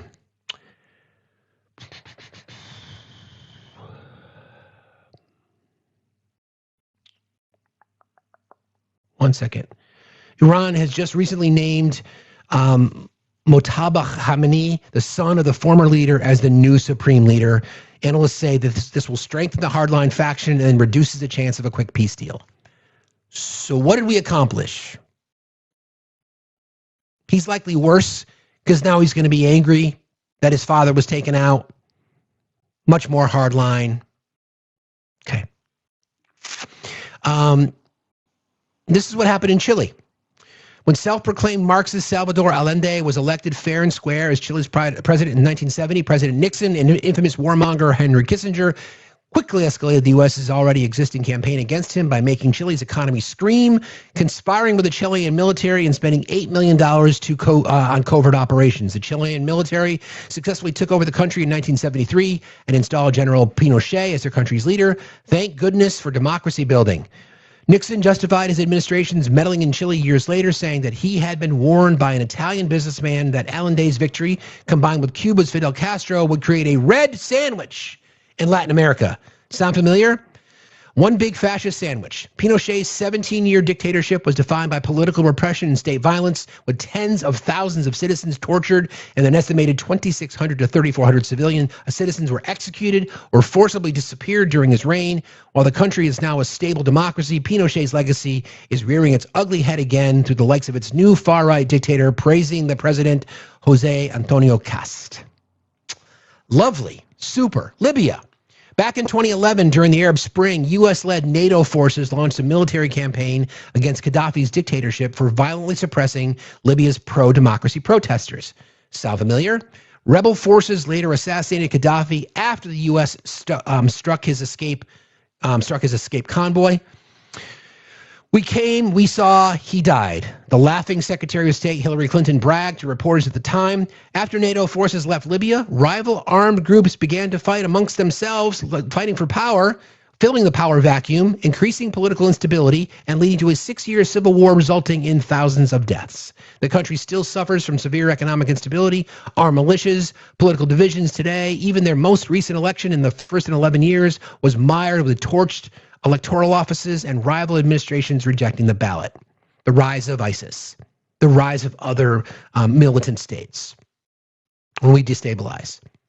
Democratic Republic of Congo. After the Belgian government left the newly independent Congo in chaos and disarray in 1960, Congo's Prime Minister Patrice Lumumba appealed to the Soviet Union for help. The U.S. quickly interpreted that plea as anti-American and began to plan his ousting by fomenting protests at Lumumba's speeches and paying the army commander Joseph Mobutu to turn against him. While the U.S. had also begun to devise a covert plot to assassinate Lumumba, the Belgians ultimately beat them to it, killing him in 1961 with the help of armed Congolese men. In the lead up to Lumumba's assassination, CIA field officer Larry Delvin warned the U.S. in a cable that, quote, there may be little time left in which to take action to avoid another Cuba, while admitting he was unsure whether Lumumba was an actual communist. How it turned out? Zero communism, loads of catastrophe. Mobutu eventually went on to govern the country as a ruthless and corrupt dictator for over 3 decades and was later overthrown in 1997, leading to an even bloodier war that resulted in millions of deaths. The country today is still engulfed by violent conflict between rival groups, catastrophic hunger, and a paralyzed political system. You think we would have learned our lesson by now? I've got a few more for you, so stick around. Hey, Rollo, how you doing, friend? Hey, how you doing? How you doing? I'm good, man. I'm doing good. What's going on? Hey, I don't know if you know this about me, but I am here in the United States as a direct consequence of U.S. interventions in 1954 in the coup against Ottomans. My father actually was in military school, and when the rest of the military sold out to the foreign powers, the 115 cadets in military school went and fought the invading army that they called the Liberation Army. And they actually defeated the army with 115 against about 2,000 mercenaries. And they won. And then they were deemed for high treason because there had been a regime change already when they took out Arbenz and they put in the triumvirate with Castillo Armas. And my father was a wanted man for decades, dead or alive. And, in 1980, he was actually, with the government there, he was actually given a Medal of Honor for being a national hero for, saving the dignity, of Guatemala, saved by children. They were from the ages of 15 to 19, the ones that went to fight there.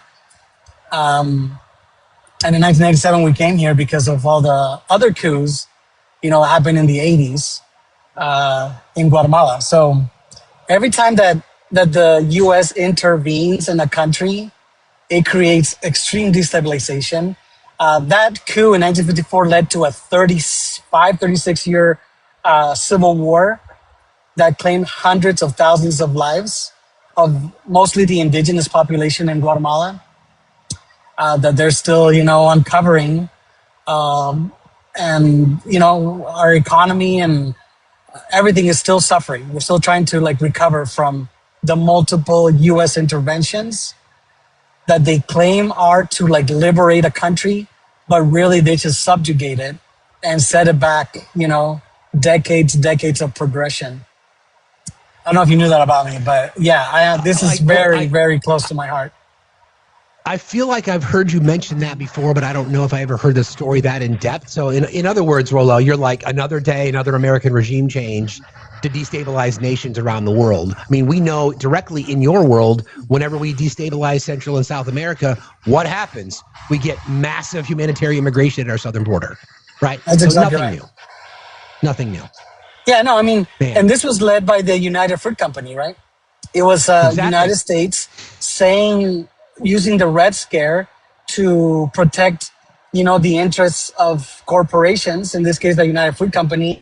The Dulles brothers, one was the head of the CIA, the other was Secretary of State. They went and told Eisenhower, hey, look at this guy. He's a communist. We got to take him out. But there was nothing communistic about, our president. He was a progressive with the progressive reforms, doing the same thing as President Roosevelt did here with education and infrastructure. And, he did a bunch of reforms, including the agrarian reform. And that's what triggered the war, because 75% of farmable land was owned by United Fruit Company. And when they did the agrarian reform, they offered to buy back the lands at the price that they declared on their own taxes. And of course, they were stealing, tax money by declaring the value of the land very little, and it kind of backfired on them. So they got pissed off, and then they moved the strings with the Dulles brothers, which were part of the law firm that represented the United Fruit Company in the United States. And that's what happened, the banana wars in Guatemala. Right. I was just going to say the banana wars. I've heard it referred to as that before. Yes. Unreal. Yeah. So, this is horrible. I see it coming and I'm like, man, Iran, they did the same thing to Iran with British Petroleum in 1953, right? And in 1954, they went after Guatemala. And in the 50s, they tried to go after Cuba, and it's just the United States, one big mistake after another. And we just don't learn. Never learn. Because the American people, not just the leaders, but the American people, they have short-term memory, and they have this false sense of Americanism and patriotism, that they think that taking out people for the sake of liberty or whatever, it's the American thing to do, but it really isn't. It only hurts the countries.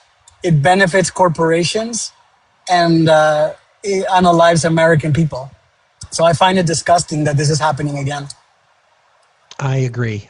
Thank you, as always, Rolo, for sharing your amazing stories with us, friend. I appreciate you very much. Thanks for being here. You have a good day. Be safe out there, okay, man? Yeah. Thank you. Thank you for having me on, man. You got it. You got it, buddy. Talk to you soon. So right. I mean, yeah. I mean, we've never learned our lesson, and the problem is that this in this particular case, my opinion alone, the president is hemorrhaging in popularity, right? So wants to be a wartime president because he thinks that's going to make him more popular. Doesn't. Because again, this is one of those promises that he made to his base that no more wars. And again, they're going to play the semantics argument so they can try to justify it. I'm going to go back to some other coups. This is Iran the first time, okay? Hang on a second. Let me go back.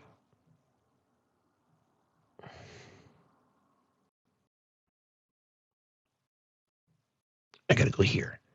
Around the first time was when they had a duly elected Democratic president, prime minister, U.S. intervenes, implants the Shah. Iranian citizens got pissed off. Why the fuck are you meddling in our elections? Led to the Iranian Revolution in 1979. 64 American students held hostage for 444 days in the U.S. Embassy. And that's when the whole Death to America started. This is on us. It's always on us. We're the ones that have done this across the globe. It never fucking ends well. You destabilize Iraq, you destabilize Libya, you destabilize Afghanistan. What happens? You get ISIS, you get the recreation of the caliphate, you get all these little pockets of these, extreme militant organizations, and this is what happens. This is what fucking happens. Can anybody want to learn? No one is willing to realize that we've made this fucking mistake over and over again. Let me just find you something here. Because I did this breakdown. I'll make sure I have it. Excuse me. Never mind $1 billion a day. This goes into it's like $28 billion we're going to be spending in a fucking month's time. We could be funding healthcare. We could be propping up fucking jobs. We could be providing more social safety nets. But no, we can't do that.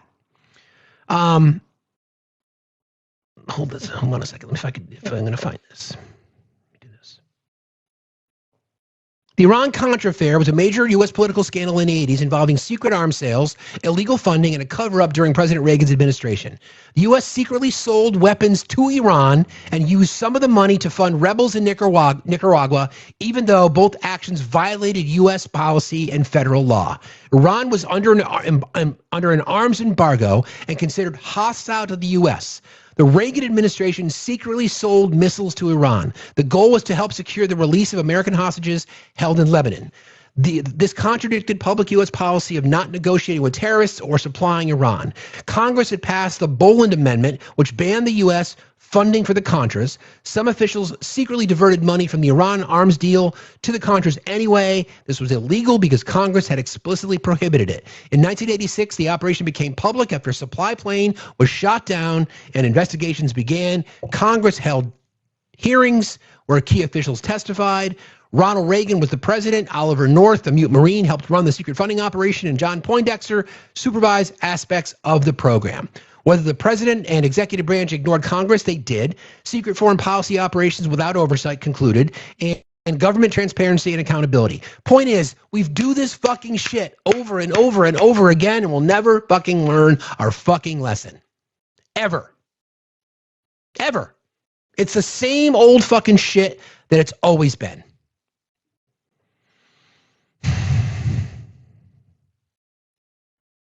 Never gonna fucking learn.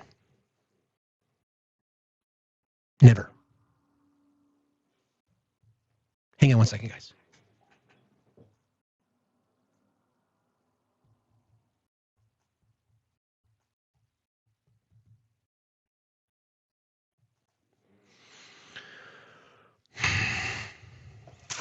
Okay.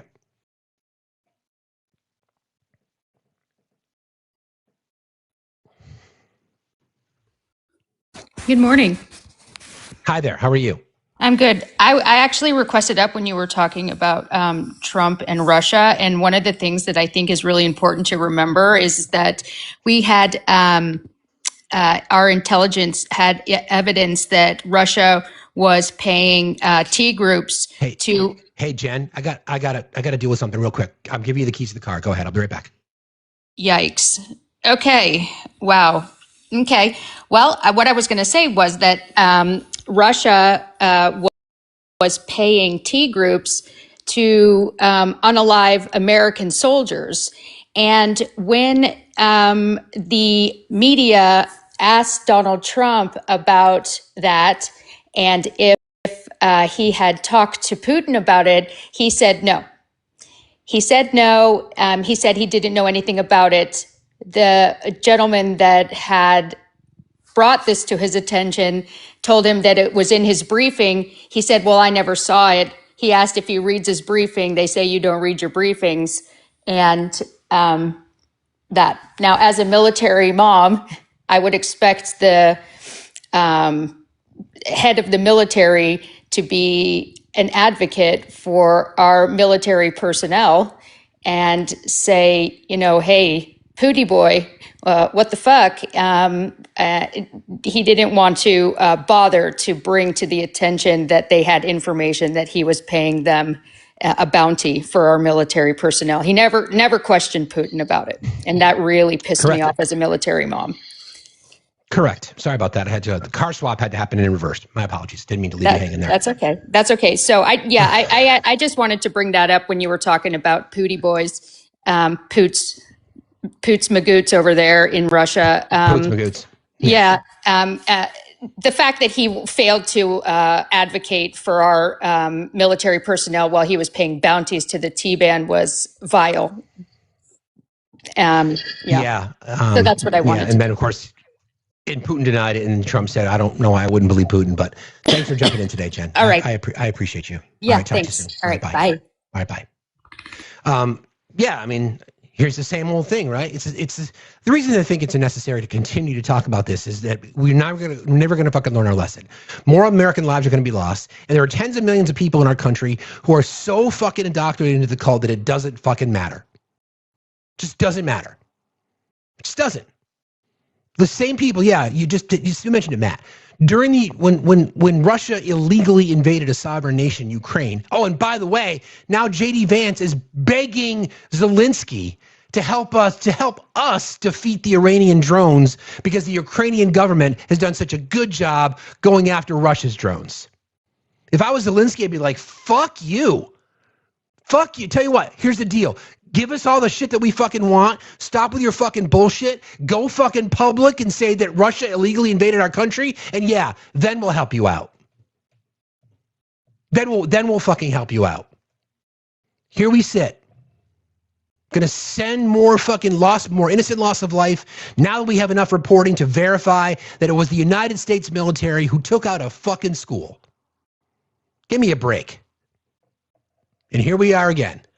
More fucking regime change because all the IRCG has done is put in Khamenei's son. So what do we accomplish? We obliterated their nuclear program apparently back in June of last year, whatever it was, May or June. Now I think it's called Pickaxe Mountain. It was like a storage facility. And this is what a lot of the people on the right now who think they're fucking smart. They say, well, no, they didn't take that out. Well, you need centrifuges to be able to process materials to make it weapons grade. And what we were told was the centrifuges are what we obliterated. So explain to me again, if it's about the nuclear threat, then why the fuck did we say we obliterated shit back in fucking May, Operation Midnight fucking Hammer, and here we are again? Doesn't matter, friends. They're going to believe whatever the fuck they want because they have no way. They can't defend it now. It's impossible. They can't defend it. They can't. Right, but worse. Empress, how are you this morning? Good morning. I wanted to follow up and kind of expound on something that Rollo was talking about. The United States between the 70s and the 90s destabilized so many countries in Central America, Nicaragua, El Salvador, Guatemala, Honduras. That destabilization at that time contributes to another issue that we have right now, and that is the people that are coming to our southern border. Because those countries are unsafe, particularly for women and children, you have mothers walking 3,000 miles with their children, trying to get them to a safer place. And that's all I wanted to say. Thank you, Empress. You're absolutely right. History rhyming once again. I appreciate you being here, friend. Be safe out there. Have a good day. Yeah, it's the same thing. It doesn't. I mean, it's never worked. Just never fucking worked. And what this administration is doing is they're trying to turn it into a patriotic experiment. I mean, they did a fucking ad that he ran on Truth Social that looks like a fucking video game. Yeah, the Dow's down below 47,000. Arrow's up to over $100 a barrel. Gas prices are at $3.40 fucking cents. Pickaxe Mountain. Yeah. Exactly. Exactly, Laverne. Exactly. So, once again, the JCPOA was effective because Iran wanted the sanctions released because their economy was in crisis. It worked. But here we sit.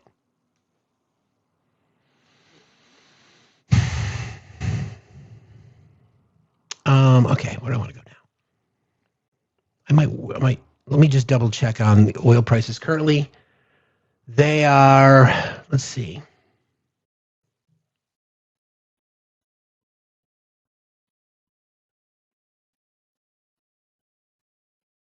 Ukrainian President Zelensky said that Kyiv has received 11 requests from countries neighboring Iran, European states, and the U.S. for security support, including encountering Iran-designed drones. Do you want to play petty, President Zelensky? Do you want to provide that support for every country but the U.S.? You know, he won't do that because he's a decent man and he understands. There is clear interest in Ukraine's experience in protecting lives, relevant interceptors, electronic warfare systems, and training, Zelensky said in a post. Ukraine is ready to respond positively to requests from those who helped us protect the lives of Ukrainians and the independence of Ukraine. Some requests have already been met with concrete decisions and specific support. Over 4 years of the Russian invasion, Ukraine has built significant expertise in drone intercepting technology as it continues to counter nearby daily attacks on its cities and towns. But Zelensky has said Ukraine is already in dire need of air defense missiles to protect its skies, and there was a real concern about a possible shortage of these munitions for Ukraine now that they're being used by the U.S. and its allies in the Gulf to deflect aerial attacks from Iran. He has previously suggested a possible weapons exchange with countries in the Middle East. Kyiv will determine which additional requests it can respond to positively. Zelensky added in the post without reducing its own ability to defend itself. Yep. Make a trade. Sure. No problem. All right. It's fucking wild, man. Let me just double check again on gas prices. They're probably going to be going up over the course of the day, I'm sure. Yep, $3.48 a gallon. Just wanted to mention that. So MAGA, just so you know, a year ago today, gas prices were $3.09 a gallon. Today they're $3.48 a gallon. Diesel prices a year ago were $3.63 a gallon. Now they're $4.65 a gallon. So it's up over $1. Every fucking grade across the fucking board is up. And your answer is going to be, well, according to the president, just get over it. Because he said this: short-term oil prices, which will drop rapidly when the destruction of the Iran nuclear threat is over, is a very small price to pay for USA and world safety and peace. All caps, only fools would think differently. Who's he speaking to? Okay. Which means food prices are going to go up, et cetera, et cetera, et cetera. And this was an infamous post that he made on August the 5th, 2024 on Truth Social. August the 5th, 2024, before he won re-election. Stock markets are crashing. Jobs numbers are terrible. We are heading to World War III, and we have two of the most incompetent leaders in history. This is not good. I was told that if I voted for Kamala Harris, the stock market would crash. I was told that if I voted for Kamala Harris, job numbers would be terrible. I was told that if I voted for Kamala Harris, our economy would be headed to the shitter. I was told if I voted for Kamala Harris that we'd be heading towards World War III. Well, I voted for Kamala Harris. There you go. All right. I want to shift gears a little bit. I think I've got this covered for the most part. Just a couple of contradictions. Oh, yeah, I have to play this for you because I forgot. This was the sound I was looking for earlier. Here we go. Caroline Levitt asked about the school that got boom by atomic missile. The United States airstrike at girls' elementary school and kill 175 people? Not that we know of, Sean, and the Department of War is investigating this matter, and I would just tell you very strongly, the United States of America does not target civilians, unlike the rogue Iranian regime that targets civilians, that kills children, that has killed thousands of their own people in the past several weeks, and uses propaganda quite effectively, and unfortunately, many people in this room have fallen for that propaganda. So I would caution you from pointing the finger at the United States of America when it comes to targeting civilians, because that's not something that these armed forces do. Well, Caroline, you're going to have to do a rewrite because we know that that's just not fucking true. Okay, there's a bit of an underreported story. Well, actually, let me play this first, because this is the secretary getting pissed off at the Secretary of Defense, the assistant manager at Waffle House, getting a little angry the way in which the press covers the death of American soldiers. Fake news misses. We've taken control of Iran's airspace and waterways without boots on the ground. We control their fate. But when a few drones get through or tragic things happen, it's front page news. I get it. The press only wants to make the president look bad, but try for once to report the reality. The terms of this war will be set by us at every step. Got it. Pete loves to talk tough, doesn't he? So then I'm in that same press conference. He said that the press is trying to make the president look bad by reporting on the deaths of American service members. Well, really? Okay, let's see how Caroline Levitt handled that question. This front page news about these 6 service members who were killed. That's not what the secretary said, Caitlin, and that's not what the secretary meant, and you know it. You know you are being disingenuous. There is not. We've never had a Secretary of Defense. Who cares more? Drones get through or tragic things happen. It's front page news. I get it. The press only wants to make the president look bad. Yeah, as you know, we cover the deaths of U.S. service members under every president. The press does only want to make the president look bad. That's a fact. Especially you. No, listen to me. Especially you and especially CNN. And the Secretary of Defense cares deeply about our war fighters and our men and women in uniform. He travels all across this country to meet with them, to connect with them, and your network has hardly ever probably reported on that. You also had the chairman of the Joint Chiefs, Chairman Kane, who's a brave patriot, standing alongside the secretary at the Pentagon this morning, again expressing his condolences to these families. And I just told you that the President of the United States will be attending their dignified transfer. So please, That's not making the president look bad. That's showcasing that. And we expect you to cover that as you should. We expect you to cover that as you should, Caitlin. But you and your network know that you take every single thing this administration says and tries to use it to make the president look bad. That is an objectable fact. I don't think covering troop deaths is trying to make the if you're trying to argue right now that CNN's overwhelming coverage is not negative of President Donald Trump, I think the American people would tend to agree, and your ratings would tend to disagree with that as well.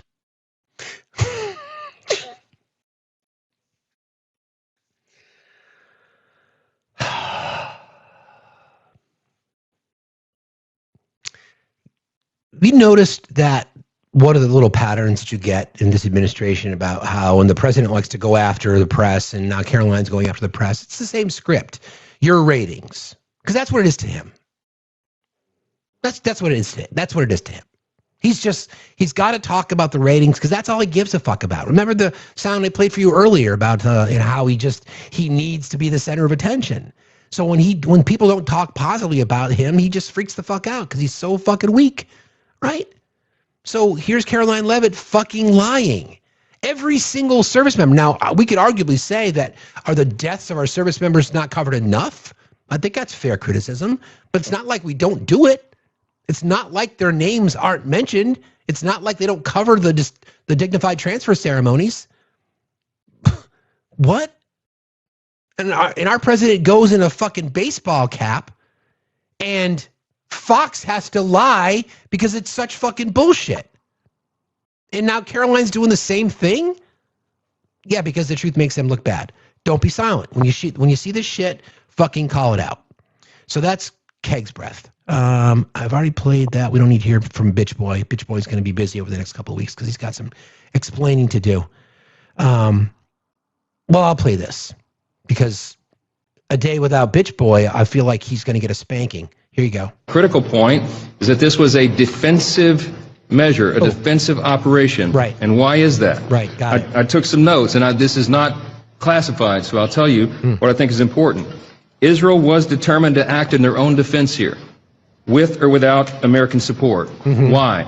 Because Israel faced what they deemed to be an existential threat. Iran was building missiles at a radical and a rapid clip to the point where our allies in the region could not keep up. As you know, Iran has long vowed to take out Israel, wipe it off the map, and they have long seen that as a critical threat to their very existence. Because Israel was determined to act with or without the U.S., our commander-in-chief and the administration and the officials I just named had a very difficult decision to make.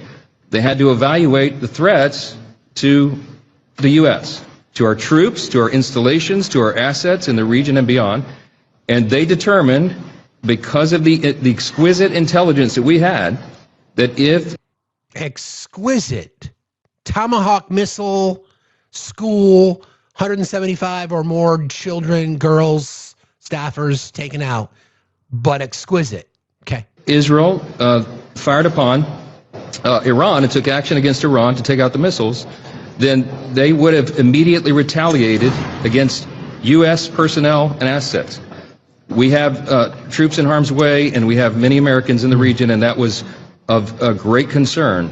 If we had waited for all of those eventualities to take place, the consequences of inaction on our part could have been devastating.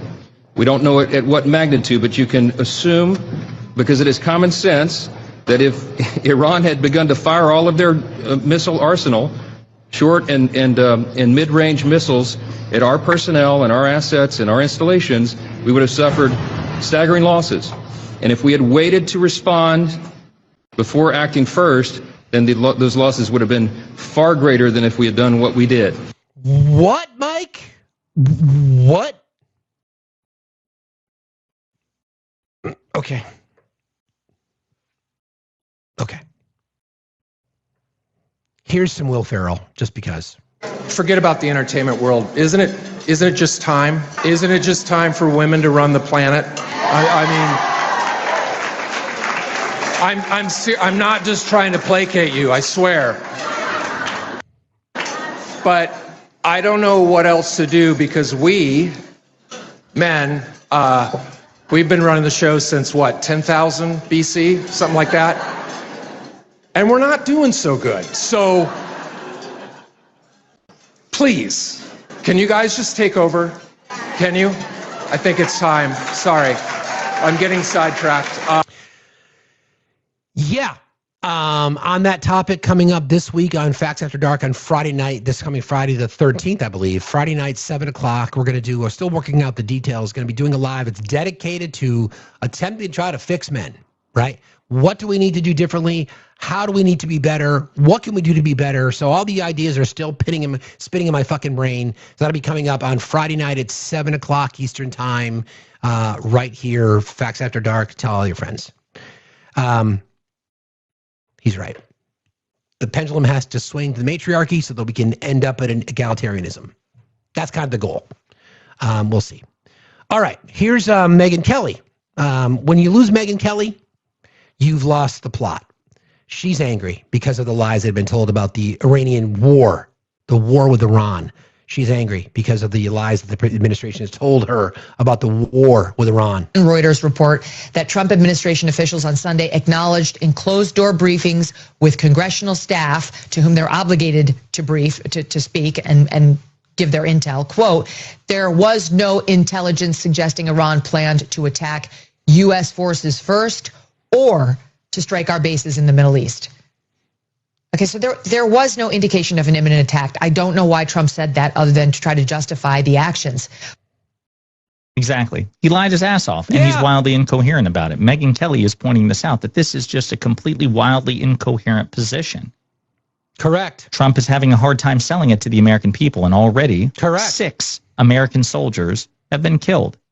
Donald Trump has their blood on his hands. It's Trump's fault. I think and there should be a political consequence for this. You just heard Mike Johnson. Oh, they were going to attack us. They're going to attack our bases. They're going to attack. Nope. Our own intelligence agencies are like, nope. Is it 7? Yeah. The loss of life. Trump voters, those of you who say that you care about the military, you have blood in your hands. Every single one of you. You have blood in your hands. You are responsible directly. Because you did not accept the fact that you put a traitor in office, someone who did not give a flying fuck about the military, use them as fucking pawns. You blood in your hands. Own it. Just fucking own it.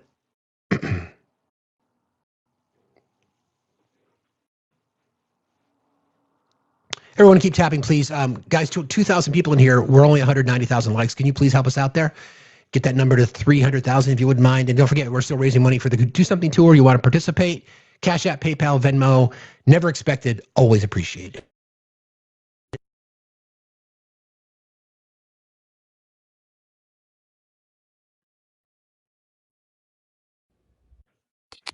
Good morning, Nick. How are you? Good morning, friend. So just quickly, number one, I, as a Gold Star sister, Hegseth is offensive. This whole thing is offensive. This is not, for anyone who says they support the military, talk to a family who's been through this before. I assure you, their feelings that they're expressing on the media, which is not why I came up, but it's not popular, nor is it agreed upon on any level. So I guess my feeling about the whole thing that I wanted to talk about really quick is the whole simple-minded rhetoric of you're going to come into the streets and retake your country over after this regime has been toppled is wild, because all that has happened is now we have the younger, angrier version. Khamenei is not just the next in line. He's the 2.0.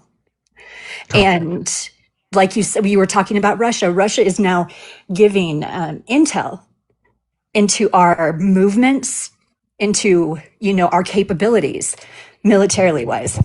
But the thing that has me kind of struck a little bit is the new paradigm that they have, the security paradigm with China. China has now vowed to $400 billion into their infrastructure and their nuclear capabilities. And so it's literally a messing with the bull, getting the horns. We don't have any idea what we are in for now. This is not Desert Storm. This is not Vietnam. And I don't want to be, asserting a bunch of doom, but this is something that we have not dealt with on this level. We might have better intel. We might have better weapons and capabilities. They are now aligned with Russia and China. So this little country that we thought we were going to topple, we are facing something that we need to look deeper at what we're facing right now and how many more brothers and sisters and children are going to lose their lives around it. Thank you for your words and the service and ultimate sacrifice in your family. Goes without saying that those of us who care do appreciate that. we'll think about you when we have these conversations. I appreciate you sharing your story with us, friend. Thanks very much for being here. You got it. All right. Be well.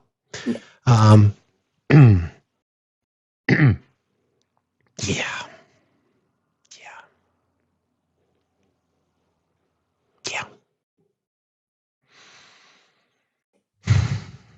Good morning, Yvonne. How are you today? Yvonne? Are you there? I guess not.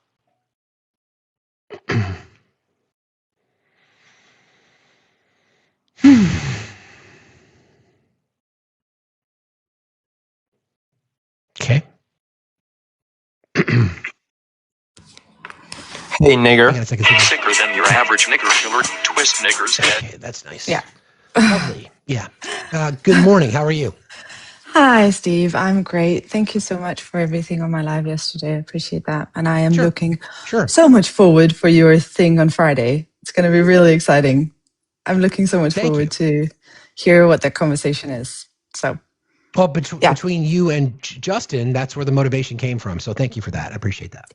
it was, but it was basically having a conversation where men took the responsibility for them having a part in helping, like educating other men in regards to misogyny and like how to act. It was just beautiful. I just appreciate you guys.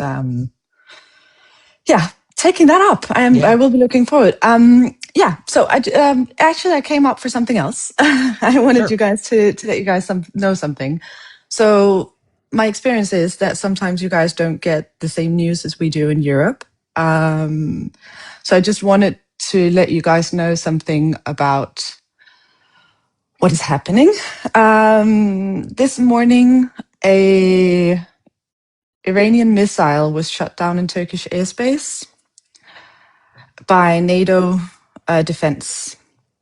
So that means that NATO is now in some way involved in this conflict.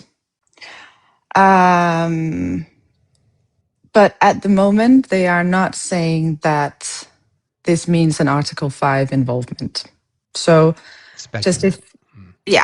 So right now, we're not saying that there's an Article 5, everyone needs to get involved, but yeah, it has been shot down now, a missile in Turkey, which were what we were all a little bit scared of, but just to calm everyone down and say that right now, this is a one instance. We're not putting on the whole, like, World War III, all that. I saw that in the comments. Like, I'm just saying that it's serious, but they're not doing Article 5. So I just wanted to let you guys know. Yeah. Hopefully with some adults in the room, cooler heads will prevail. But I appreciate you bringing that to our attention. It's necessary as we cover world politics because we're all involved now. But thank you for that, Sanjay. I appreciate it. Don't worry about it. Just for the comments, it was not an Israeli. It is confirmed that it was an Iranian missile. So it was Iranian, just to everyone know. Okay. So I'm sorry to bring down the mood for that. No, but, it's all right. It's part of the news. It's the truth. It is. But I'm still looking forward for Friday. Well, more to come. Thank you for that, and thanks for joining us today. And be safe out there. Thank you very much. You Sanjay. too. Appreciate it. By the way, friends, if you don't follow Sanjay, please follow her account. She's got numerous accounts out there. Please follow her and help her get some more followers. So appreciate you being here and for supporting the show, friend. Talk to you soon. Thank you. Bye-bye. All right, bye. So there's that. We've got, world fucking popping off, but we're totally fine. Nothing to see here. We don't have health care, but we're good. We can spend $1 billion a day for what? Okay, cool. Good to know. Hi, Missy. How are you?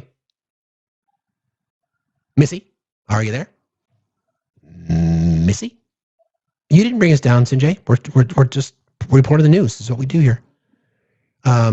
Missy, I don't see that you requested, or that you requested, but you might have timed out. Okay. Well, let me just say this.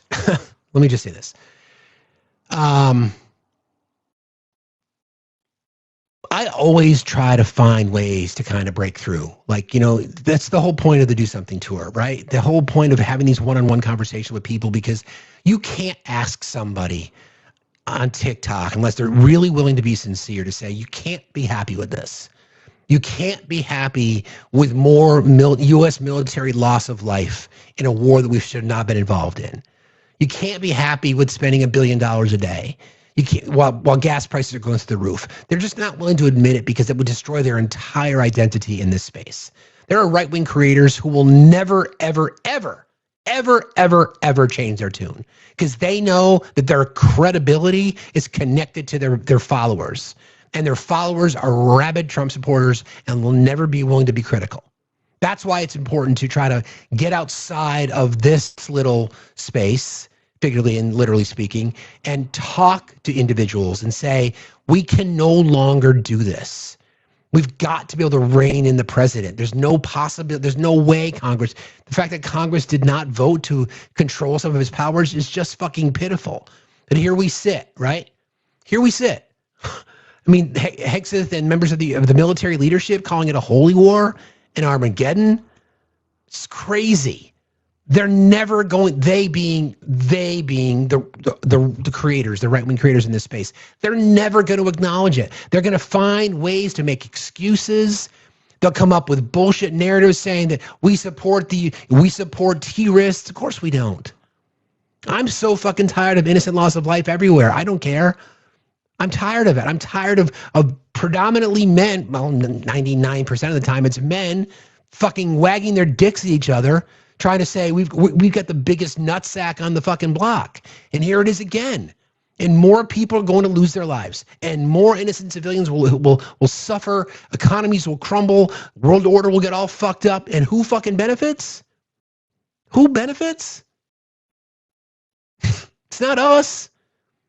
It's not the innocent civilian. Do you think the Iranian citizens are going to benefit now? Now they've got, to our previous guest point, now we've got 2.0 of the Khamenei family who's going to be pissed off because dad got taken out. You think it's going to make it better? You guys don't think these things through. We certainly know that there was no fucking plan. We've had members of Congress come out of these meetings and say they didn't tell us a plan. They don't know what the fuck they're doing. They have no fucking idea what they're doing.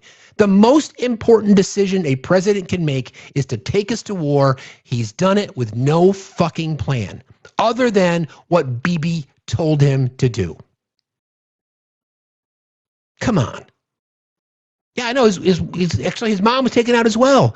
And don't forget, the strike at that girls' school, my opinion, you cut out the bloodline. That's it. Well, it's targeted. They knew it. You could put a fucking smart bomb down the chimney of the Ayatollah's house and take him out. You mean to tell me that it's a fucking accident? That you took out a girls' school? No, it's not. We know it was U.S. missiles. They've got the video footage. We know they were Tomahawks. Here we sit. I'd like to have health insurance, please. $1 billion a day? $1 billion a day we are spending. Gas prices are up. They're going to be $5 before you fucking know it. We're already approaching the summer driving season when prices go up anyway. And what's your excuse going to be then? They already fired fucking Kristi Noem because she was completely fucking incompetent. Pam Bondi's going to have to answer questions that she's been fucking lying about. Hegseth is part of this whole holy war Armageddon bullshit. He's complaining about can't cover the fact that U.S. service members have lost their lives. Come on. Whatever. But it's fine.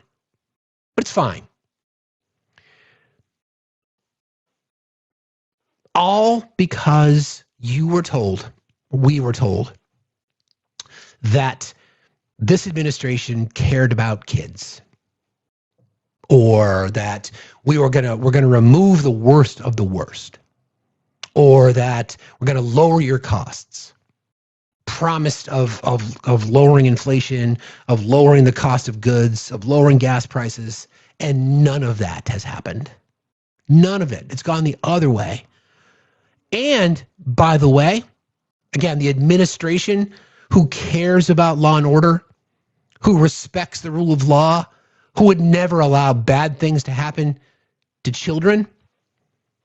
A January 6th rioter pardoned by Trump was convicted of sexually abusing a child. A Florida handyman who received a pardon from the president for storming the Capitol on January 6th has been convicted of multiple state charges of child molestation and exposing himself to children, prosecutors told NPR. Andrew Paul Johnson, the pardoned rioter, attempted to bribe one victim with money he claimed he would receive as part of the restitution for J6 defendants, police reported. The conviction is the latest case of a pardoned Capitol rioter committing new crimes after receiving a pardon. A jury in Hernando County, Florida, found Andrew Paul Johnson guilty of 5 charges, including molesting a child under 12 and another under 16, as well as lewd and lascivious exhibition. Johnson was acquitted of one of the charges of sending sexual material to a child. William Forgey, the chief assistant attorney for the 5th Judicial District in Florida, told NPR in an email that Johnson, quote, faces up to life in prison when he is sentenced in March. An attorney for Johnson did not respond to a phone message seeking comment. A police report from Hernando County Sheriff's Office filed as part of Johnson's Florida case described a pattern of abuse, including both physical and sexual abuse and exposing his genitalia to children that took place over a many months span. One of Johnson's victims was 11 years old at the time of the abuse. Johnson also attempted to keep one victim quiet by claiming he would receive $10 million from the Trump administration as restitution for former J6 defendants and would share the money with the victim in his will, according to the police. Convicted rioters and their supporters have advocated for financial reparations since Trump returned to office, though it's unclear if the administration will take that step. In 2024, Andrew Paul Johnson pled guilty to nonviolent charges for entering U.S. Capitol Police through a broken window during the J6 riot and then cursing at police officers trying to clear the area. Prosecutors said Johnson described himself on social media as an American terrorist and proud J6er, and that he violated court orders by posing with a gun while his case was ongoing. Chief Judge James Boasberg sentenced Johnson to 1 year in prison, in part due to Johnson's lengthy criminal history, including drug possession, driving under the influence, and resisting arrest. Trump has described the more than 1,500 people charged for their roles in J6 as, quote, patriots, and argued they were treated unfairly by the justice system. These were peaceful people. They were great people, Trump said in 2021. Just months after Johnson received his sentence, Trump pardoned him along with virtually every other J6 defendant. The White House has not answered NPR's questions about whether the administration intends to provide compensation to people charged for their roles, although some Trump administration officials have promoted the idea in the past.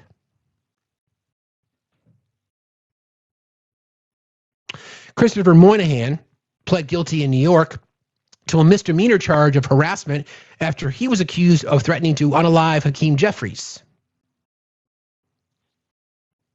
So, MAGA, I don't know if you caught that whole story because, again, comprehension is not your strong suit. This guy was pardoned, and then after he was let out of jail, just 2 months after he started to serve his sentence, he went and did these acts against children. But I'm sure nothing to see here, right? Because if he wasn't let out of jail, he wouldn't have been able to commit the acts. Just like Jeffrey Epstein.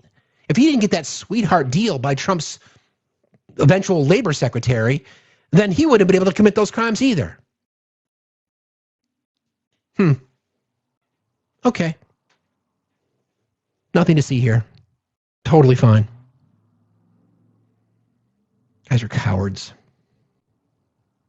You're all fucking cowards. You'll never address the things that are important. Never.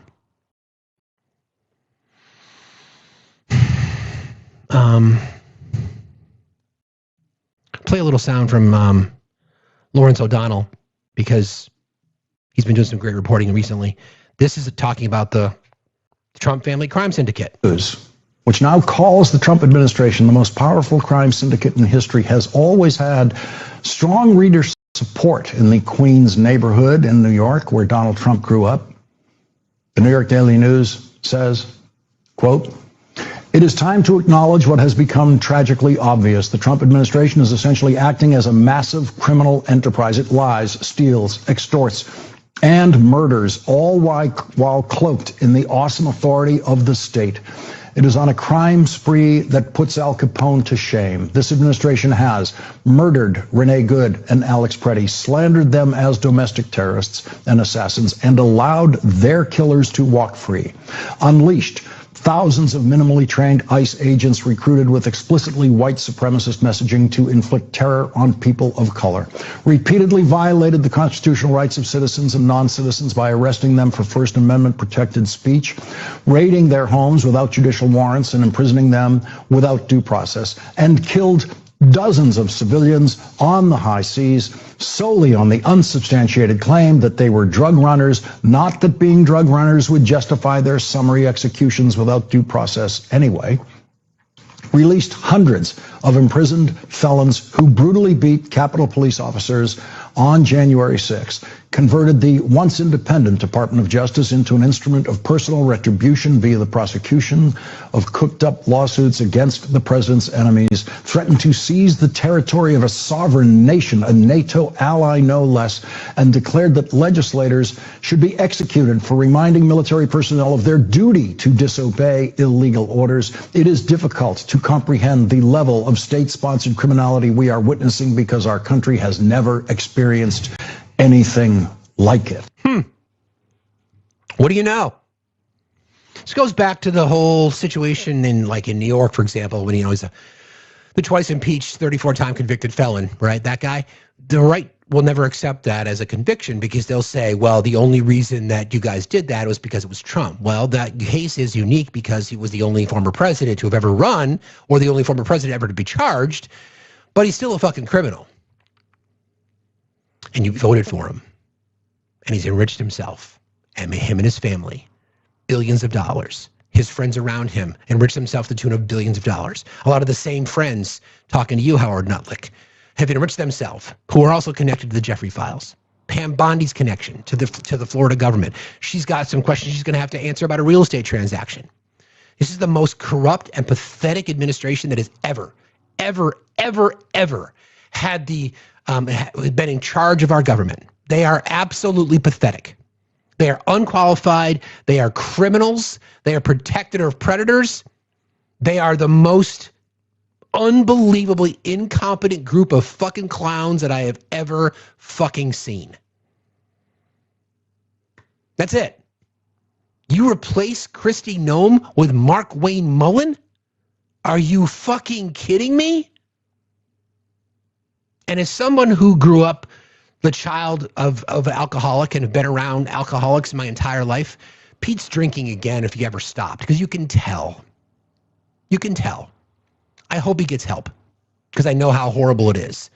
But you can look at him. You can see it. You can see it in his face. You can see it in his mannerisms. You can see him in his quick temper. There are fucking signs, and they're all there.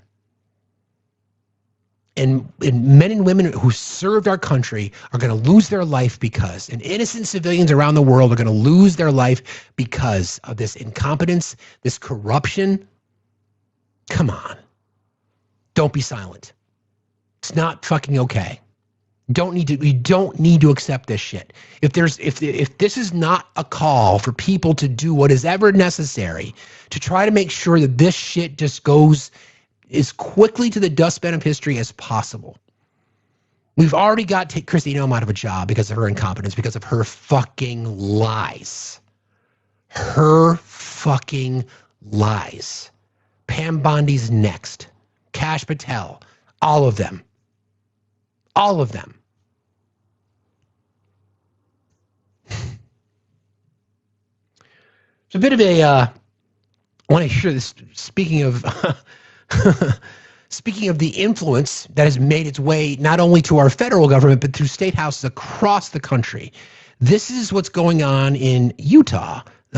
This probably shouldn't surprise many folks in Utah, but listen to this bit of sound, and then I'll play the story. Then I'll share the story with you. And then we're going to cover some new reporting on the e-files. Friends, you guys can keep tapping. Don't forget about our gifting goal today if you've not yet done that. Again, if you've not yet subscribed to YouTube and or Twitch, please consider doing so.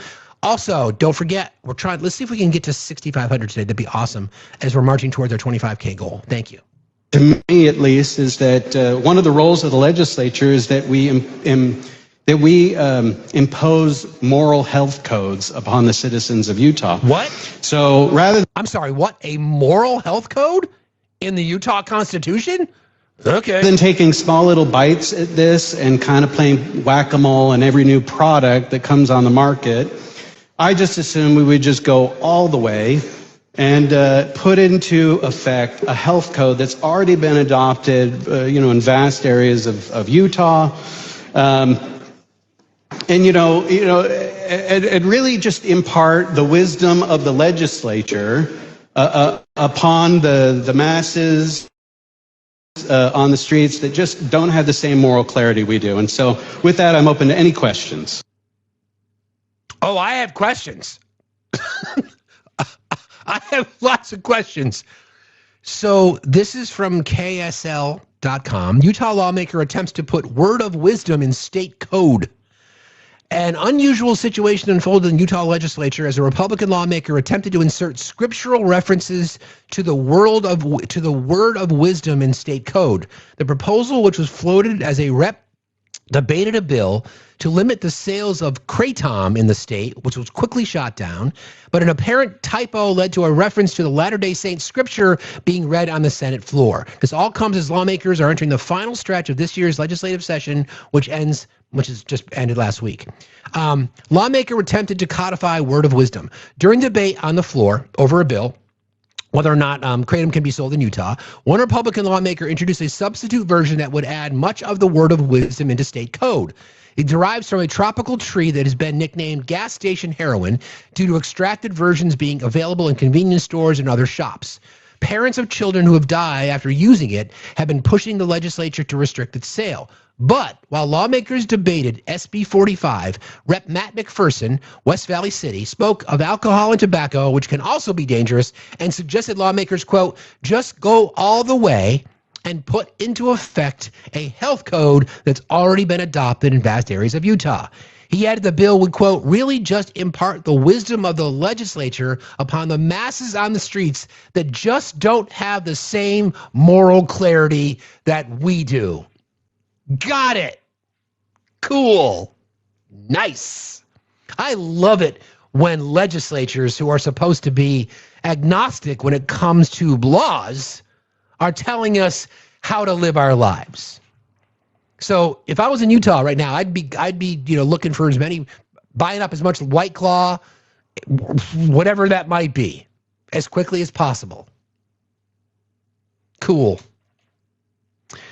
Though McPherson didn't directly invoke word of wisdom, a revelation in the Doctrine and the Covenants, a sacred of the Church of Jesus Christ of Latter-day Saints, that advises against consuming alcohol and tobacco, in his floor speech, he introduced a substitute bill titled Word of Wisdom Amendments. The bill lacked typical policy language and instead quoted the entirety of Doctrine and Covenants, Section 89, almost word for word, though it removed all references to God. They just called God Joe. The third verse of the Section 89 describes the word of wisdom as being, quote, given for a principle with promise, adapted to the capacity of the weak and the weakest of all saints who are or can be called saints. Subsection 3 of McPherson's bill reads, given for a principle with promise, adapted to the capacity of the weak and the weakest of all state residents who are or can be called state residents. Oh my God. The bill goes on to say, and all state residents who remember to keep and do these sayings, walking in obedience to the commandments, shall receive health in their navel and marrow to their bones. Do you have an innie or an outie? Does it matter? Apparently not. The bill concludes, again, replacing saints from the scripture with state residents. It appears to be the only time in recent memory that a lawmaker has proposed inserting scripture into state code. Rep. Katie Hall from Ogden, the floor sponsor of SB 45, opposed the change. While I really do love the representative and I appreciate the lightheartedness of this, to me, I'm sorry, this isn't a lighthearted issue. Until you've had to see opioid addicts at work and how their addiction affects everything in their lives, including the pain control that they have when they're going into surgery, including the withdrawals that they have, including having to be on other opiate drugs, what's happening, they're addicted. I don't think you understand that. In closing, McPherson said He wasn't trying to make light of the situation, but was bringing up a discussion about why the state would seek to ban it purchases when it simply regulated the taxed other voices like alcohol and tobacco. Welcome to Utah. Party. Let's go. Holy war from the Pentagon, right? Trump is the second coming, anointed by Jesus to carry out this mission. And now the Mormons are Mormoning. Let's just put banning alcohol and tobacco in the fucking Constitution. Okay. No problem. Nothing to see here. Here's a funny little take on that, though. Because the Supreme Court is now in the process of listening to a case. Again, MAGA, 2A enthusiasts. I need you to listen to this. This is really for you guys. Supreme Court case over whether marijuana users can own guns is creating unusual alliances. Uh-oh. Gun rights and cannabis legislation are usually on opposite ends of the political spectrum, but both movements have brought up seismic shifts in the U.S. in recent decades. Now those forces are lining up for a rare overlap, a case coming from before the Supreme Court, and it is not the only unusual alliance. The Republican Trump administration will be defending a firearm restriction. The Republican Trump administration will be defending a firearm restriction.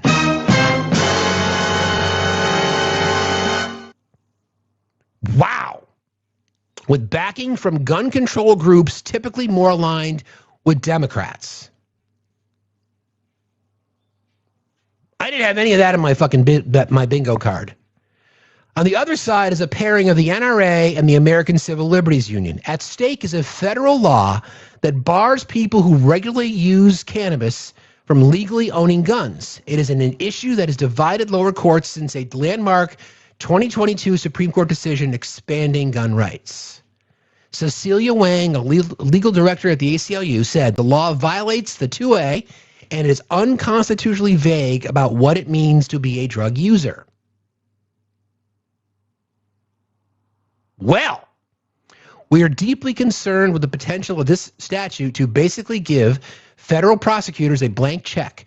Millions of Americans use marijuana, and there's no way for them to know, based on words of this statute, whether they could be charged or convicted of this crime because they own a firearm. Cannabis is legal for medicinal use in most states and for recreational use in about half, but the law also applies more widely against all illegal substances, meaning the case could allow broader legal gun use by other drug users. Oof. The group Everytown for Gun Safety said the law meets the Supreme Court's requirements that gun laws must have a strong grounding in the nation's history and tradition. Restricting firearm use by illegal drug users is as old as legislative recognition of the drug problem itself. Cannabis remains illegal on a federal level, though President Trump has signed an order to fast-track its reclassification as a less dangerous drug. His Justice Department is also asking the justices to review criminal cases against Ali Daniel Ermani, a Texas man who was charged with a felony because he had his gun in his house and acknowledged smoking marijuana every other day. FBI agents also found a small amount of cocaine when they searched his home as part of a broader investigation, but the gun charge was the only one filed against him. The conservative-leaning Fifth Circuit has appealed the case, rejected the case, finding that only people who are intoxicated while armed can be charged with a crime. Wow. This administration wants to restrict your gun rights. That's pretty wild. I did not have that on my bingo card. I did not. Well, actually, I did. Because that's what fascists do. Because they're threatened by firearm users. So, again, the Republican Trump administration will be defending a firearms restriction. Now, listen, I'm all for firearm restrictions.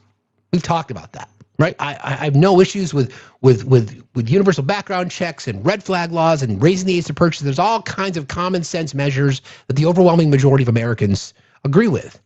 But MAGA certainly doesn't. So anybody want to explain that one to me? That the Republican Trump administration will be defending a firearm restriction. Wow. Aligning themselves with radical left-leaning gun control groups typically more aligned with Democrats.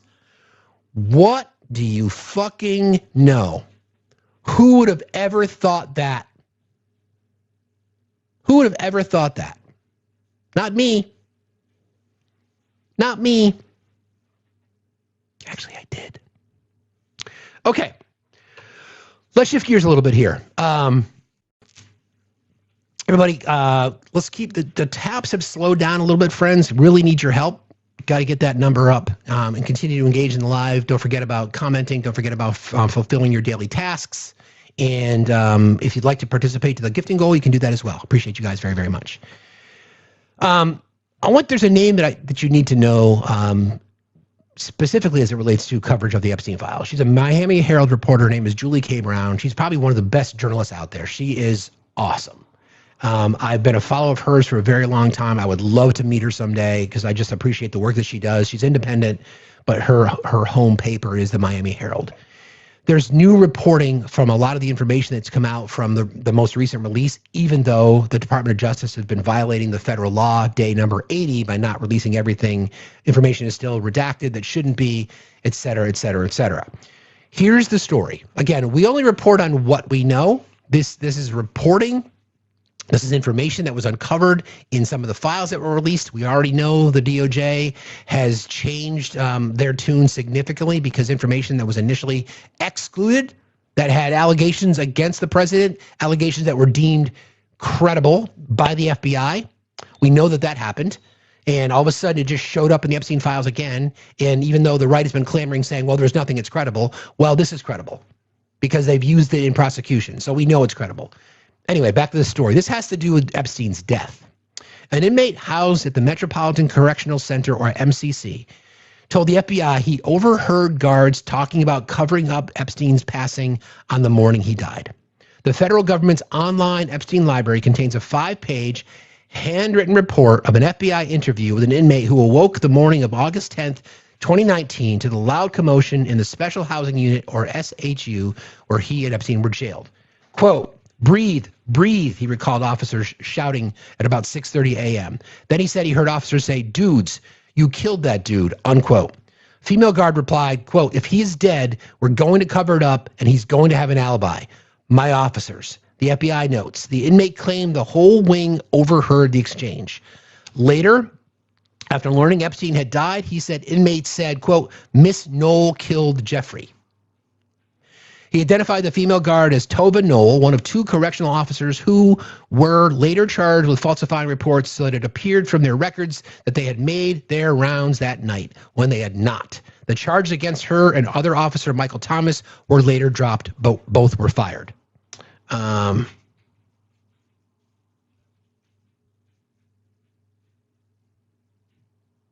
Thank you. Yes, appreciate you. Okay. The inmate's account has not been substantiated, but it nevertheless raises questions about the in-custody death. Both the New York Medical Examiner and the U.S. Department of Justice concluded that he died by suicide. Dr. Michael Baden, a forensic pathologist hired by Epstein's estate to attend the autopsy, has said he believes the injuries to Epstein were more akin to strangulation than suicide. The FBI report is likely to fan suspicion, as the New York Post also reported on Saturday that Noelle's bank flagged a $5,000 cash deposit she made to her Chase Bank account on July 30th, 2019, a week after he was found in his cell in what prison officials concluded was a suicide attempt on July 23rd, 2019. The official reports into the incident show that Epstein was initially told prison officials that his cellmate had tried to unalive him after extorting him for money. The Post also reported that on the morning Epstein's death, on August 10th, Noelle searched the term latest on, again, the Post reported on the morning of his death, August 10th, 2019, that Noelle searched the term, quote, latest on Epstein in jail, once at 5:42 and then again at 5:52, about 40 minutes before the other guard, Michael Thomas, found his body. Her bank records, which are in the file, show that Noel received thousands of dollars in cash and Zelle payments the months before Epstein died. She has not been charged with any crime. The Miami Herald was unsuccessful in reaching her attorney on Saturday. Epstein's former cellmate, Efrain Reyes, told prison officials that he told Epstein he would be safer if he paid inmates and guards for protection. Sources have told the Herald that Epstein did make protection payments. Noel's bank records also reveal that she was making payments on a brand new Range Rover, but she was not asked about the cash during her DOJ interview. Epstein had 3 fractures on the left hand and right side of his larynx, and Baden said it's rare for any bones to be broken in a hanging, let alone for multiple bones to be fractured. Those fractures are extremely unusual in self-unaliving hangings and could occur much more commonly in a strangulation, said Baden, who had added that there were more hemorrhages in Epstein's eyes that are also more common in strangulation than in hangings. The DOJ's official death investigation noted that none of the inmates who were interviewed had any credible information suggesting Epstein's cause of death was something other than suicide. That's what the DOJ said. The investigation has also concluded that 3 interviewed inmates with a direct line of sight into Epstein's cell door stated that, quote, no one entered or exited Epstein's cell after Epstein was locked into his cell the night before. I don't know.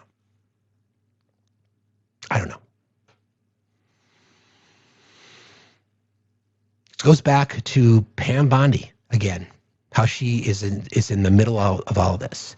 Don't forget, she's the one that said there was nothing to see here. She's the one that said there's no need to do any investigations. She's the one that flat out fucking lied about the missing minute. I mean, she just lied about it. That was so easily debunked.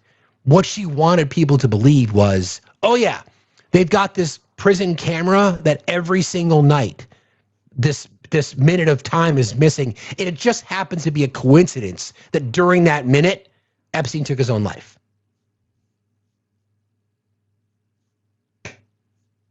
But nothing to see here. Totally fine. Nothing to see here. It's just a coincidence. Again, I am not saying yay or nay to any of it. We are only here to report on what we know. But can we make some conclusions? A little bit, maybe? Can we make some conclusions? And why was that not investigated? Why was not Officer Noel questioned? Why? Why was she not brought in for testimony? Where's her transcript, her interview transcript? This happened again during the first Trump administration. Okay? Why? Interesting, right?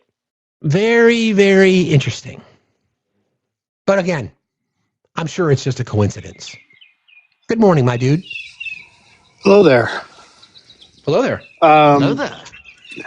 Anytime there is cash of $5,000 or more, it would have automatically triggered a series of reports and investigations at the local branch. So it would have started with a cash transaction report or a CTR. Most likely, as she would have been discovered to have been connected, even though adjacent to the Epstein matter in the prison, that automatically would have risen to a suspicious activity report because the patterns fit red flag suspicious activity. A prison guard buying an $80,000 to $100,000 car is a huge red flag. Their salaries don't justify that type of purchase. Unless she had written a book, was making some other kind of income, an influx of cash and Zelle payments above and beyond her normal pattern of deposits from her paycheck. So the math is really easy to figure out. So to your point, this was buried on purpose. Absolutely. This at a minimum, the FBI would have maybe or maybe not picked up on the SAR, but if they had been allowed to actually investigate fully and not been told what to do by Pam, this would have led to a financial crimes investigation of that prison guard, all prison guards associated, and most likely up to the warden, right? Like they would have, because here's what people don't get. Most FBI agents aren't in the field. They're forensic people. A lot of them have accounting degrees and MBAs for a reason. You need that type of critical thinking to be able to pull threads and do the math, right? So this should have been fully investigated.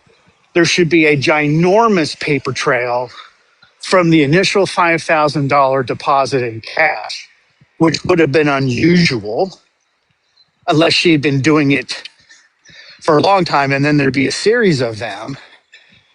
The fact that she was related to what has been ruled a suicide unaliving, right, would have raised even more suspicion, right? If it was proven that she didn't do her rounds, all of these things together would have forced action because it's suspicious, right? And it's obvious to anyone who doesn't even understand how we define suspicious activity that this is suspicious activity, right? The searching of things on the internet, right? By the way, when you're doing a financial crimes investigation, all of these things come into play, all of them. There should have been subpoenas. She should have been pulled into a local FBI office and thoroughly investigated and questioned. Yes, with legal counsel present, but it should have happened. The fact that we don't know whether or not it did is another red flag, right? And so I know because I'm a guy who literally ran a team of people who wrote suspicious activity reports for a living, right? Like, this is what we do. This is how we do it. These are the forensic steps we take. We literally will pull 5 years of transactions and we will examine every single one of them. And we will find a pattern. And when we find a pattern, we go up in front of a bunch of people who are responsible for saying yes or no on whether or not we file the SAR, right? We prep all the work. We get a pre-SAR going. What I don't understand about this whole thing, right, is how Republicans who were always into subpoenaing everybody, including people who have absolutely no relation to any alleged crimes, right? They'll do that and make them come in, right? But Pam Bondi doesn't interview this person. The FBI doesn't pull them in to check for financial crimes. This is not just about a cover-up. This is about a pattern of behavior that exists within the Republican Party. And if you need a better example, why is it Jim Jordan has never had to show up to answer his subpoena? It's still out there. It doesn't expire, right? Sure is. This is not about protecting children. This is not about bathrooms. This is not about peace, right? Nope. This is about protecting the people who have the money that pull the puppet strings to make people do things. Correct. Yeah, I've tried to unpack the financial element to this before. You would have thought there's probably SARS reports that have popped up all throughout these transactions between Epstein and foreign governments, et cetera, et cetera, et cetera. But like you said, there's so much leverage. That's why you think about the people who are involved. You have people who are involved, heavily invested in finance, like Howard Nutlick and others, right? So they know how to move money, they know how to hide money, they know how to launder money, et cetera. So here's where we are.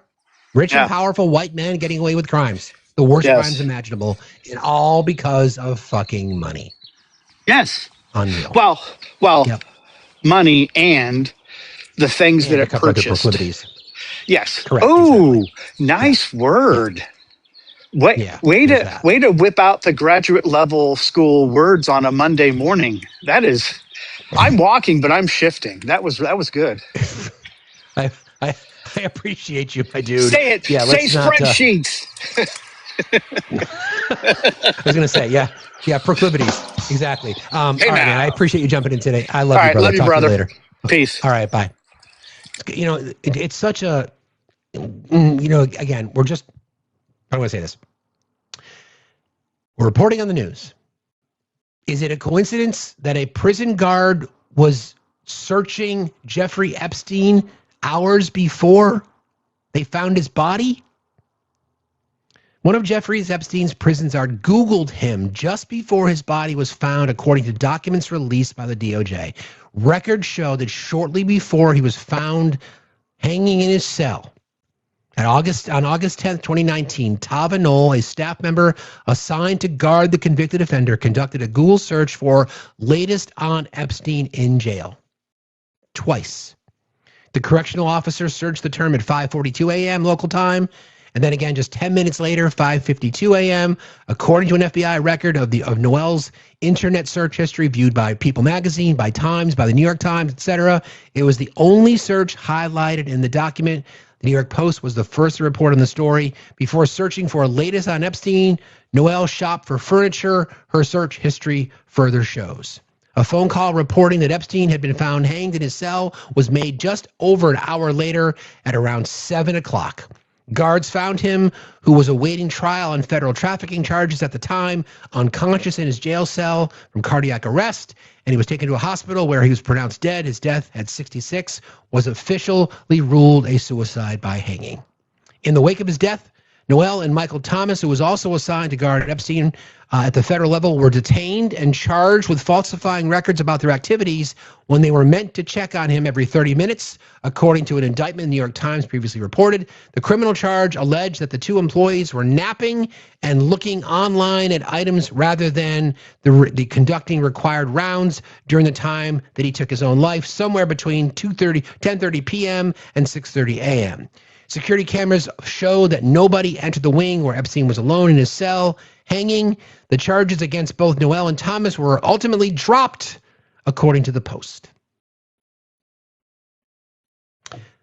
Money, strange Zelle payments, $80,000 car, but nothing to see here, right? Nothing to see here. Totally fine.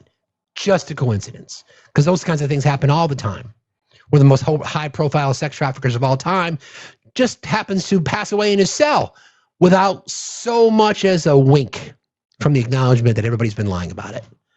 Great. Good to know. Myth Scholar, are you here? Looks like you might have timed out. Okay.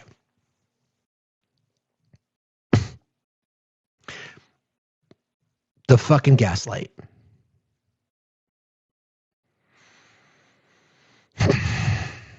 5:42 a.m., then 10 minutes later, she searched the same query, Jeffrey Epstein in jail, and then his body was found. That's fine. Nothing to see here. Okay, let me go back to this. All right. I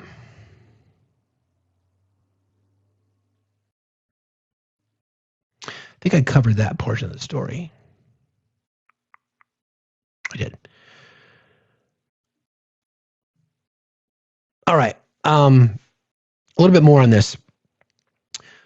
It's like they're finally starting to do an investigation into the Zorro Ranch. We talked about this a little bit before. The Zorro Ranch in New Mexico, which to me is probably the hub of some of the more diabolical things because of the fact that it looks like it became like this laboratory in a strange way. Girls were trafficked there, boys were trafficked there, and then they turned it into this experiment factory. The brothers of Virginia Dufresne, one of the most prominent accusers of J.E., visited Epstein's former Zorro Ranch in New Mexico for the first time. They joined hundreds of protesters at a rally held near the ranch yesterday. Dufresne's brothers Sky Roberts and Daniel Wilson called on the U.S. DOJ to release unredacted Epstein investigation documents. They believe the files contain the names of men who visited the ranch and allegedly abused their sister. Roberts said the government is still covering up names contained in those records. Virginia Dufresne accused Epstein and associates of sexually abusing her and trafficking her when she was a teenager. She took her own life in April of last year, and her family has continued pushing for accountability. Millions of documents tied Jeffrey's network are still being reviewed and released, including the names of many prominent figures whose names were not supposed to be redacted, and yet they were. Recently released files, FBI material, included allegations by an unidentified woman involving Trump, which the White House, of course, has denied. New Mexico launched a truth commission in February of this year to investigate how Epstein was able to operate for decades at the ranch without being stopped. Activists hope similar probes will occur in New York and Florida, where he has also had properties. Polling cited in the article shows many Americans see the Epstein case as an example of powerful people avoiding accountability and believe that key information is still being hidden. In February, the New Mexico officials created a state truth commission to investigate what happened at Zorro Ranch. The commission is investigating whether local authorities ignored warning signs, if state officials or law enforcement had prior complaints, who visited the ranch, and whether the crimes occurred there. Possible failures to prosecute earlier allegations are also being investigated. This is significant because Epstein was rarely charged in New Mexico, even though victims and abuse occurred there. Much of the original focus on investigations were in Florida and in New York. Family members of Epstein accusers, including relatives of Virginia Dufresne, are demanding the unredacted FBI and DOJ documents according to the law, all flight logs, and then all visitor records to Zorro Ranch. Lawmakers and activists believe the remaining redactions may contain names of wealthy visitors, potential witnesses, and possible co-conspirators. This pressure intensified after new document batches were released just last week, but many names still remain hidden. Several Epstein survivors have long said that some of the most serious abuse occurred at the Zorro Ranch, according to lawsuits and testimony. Nothing here too triggering, but trigger warnings nonetheless, friends. According to lawsuits and testimony, girls were allegedly transported to the ranch by private plane. The ranch was described as isolated and highly controlled, and then victims claimed it was used for sexual exploitation, trafficking, and experimentation. Some allegations included a plan to impregnate girls in a bizarre genetics scheme Epstein reportedly discussed, and then abuse occurring in multiple buildings across the compound. Many of these claims were never fully investigated before Epstein's death in 2019. Why? Why were they not investigated? Why? Several members of Congress are now pushing for subpoenas for additional Epstein associates, testimony from former investigators, disclosure of who visited his properties and when. These congressional inquiries have renewed attention on the Zorro Ranch, Epstein's Palm Beach mansion, his New York townhouse, and then his private island in the Virgin Islands. The rally mentioned in the Reuters story includes survivors, advocacy groups, family members of victims. This was the protest yesterday. They argue that Epstein case represents a broader problem. Wealthy and politically connected individuals, predominantly white men, avoiding accountability. The New Mexico Ranch is back in the spotlight because three things are happening simultaneously. A new state truth commission being investigated, ongoing document releases with controversial redactions, and then pressure from victims and families and Congress to identify additional associates. Pam Bondi is going to have to answer questions, and she will lie.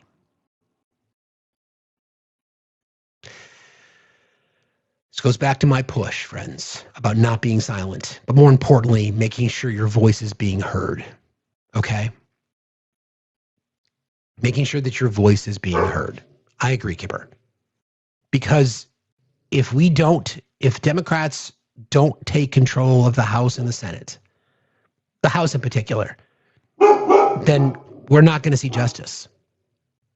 Not going to see anything like it. Now, do I believe ultimately that the people that are most responsible for this are going to get away with their crimes? I do. Do I think the President of the United States, who is without question all over these files, and has lied numerous times, and we have credible evidence, allegations against him for his crimes, right? Will he see justice? I doubt it. That's just the way things are. Sadly, that's just the system that we live in. A party of predators protecting predators. A system built by people who look like me to benefit people who look like me, to protect people who look like me. So, the question is, how hungry for justice are you? Are you willing to show up and do whatever? Good morning, Hill. How are you today? Hey, Steve. I'm doing pretty good. How about yourself? Fine, thank you. What's on your mind? Good, good. I just want to thank you for all the information this morning. A lot of it has been super, super helpful and eye-opening, and it's always very thought-provoking. You know, it always makes me think, and I have to dig a little deeper. But I just wanted to chime in real quick on the Zorro Ranch thing. Sure. Just because that's it happened in the county that I live in. And I didn't know anything about it when I was younger and growing up. It's wild to know that it was happening, 40 miles away from me, and I just had no idea. One thing I want to point out is the Truth Commission is a really good thing. I'm so glad they're doing that. But also, so the New Mexico Department of Justice has also reopened an investigation, and they had an investigation in 2019. Because you asked, why wasn't this investigated? And it was being investigated, but the United States Department of Justice shut down that investigation. They said, you guys have to close this investigation because we're doing our own investigation. And then, of course, that just never happened or never turned up anything. And so there are two separate, they are coming at it from two separate angles right now. There is a local, a state legislator. She's in the House. Her name is Melissa Romero. And I know that she does interviews or just talks with Melanie Stansbury. So if you're following both of those people, you can get the local news, who probably will report on it sooner than national news. The Santa Fe New Mexican, which is also, they have a website and stuff like that. You can find reporting on that. There's a local independent news called 505 Matic, and they also have a little local thing that they do where they report on other local news, but they're also reporting on that.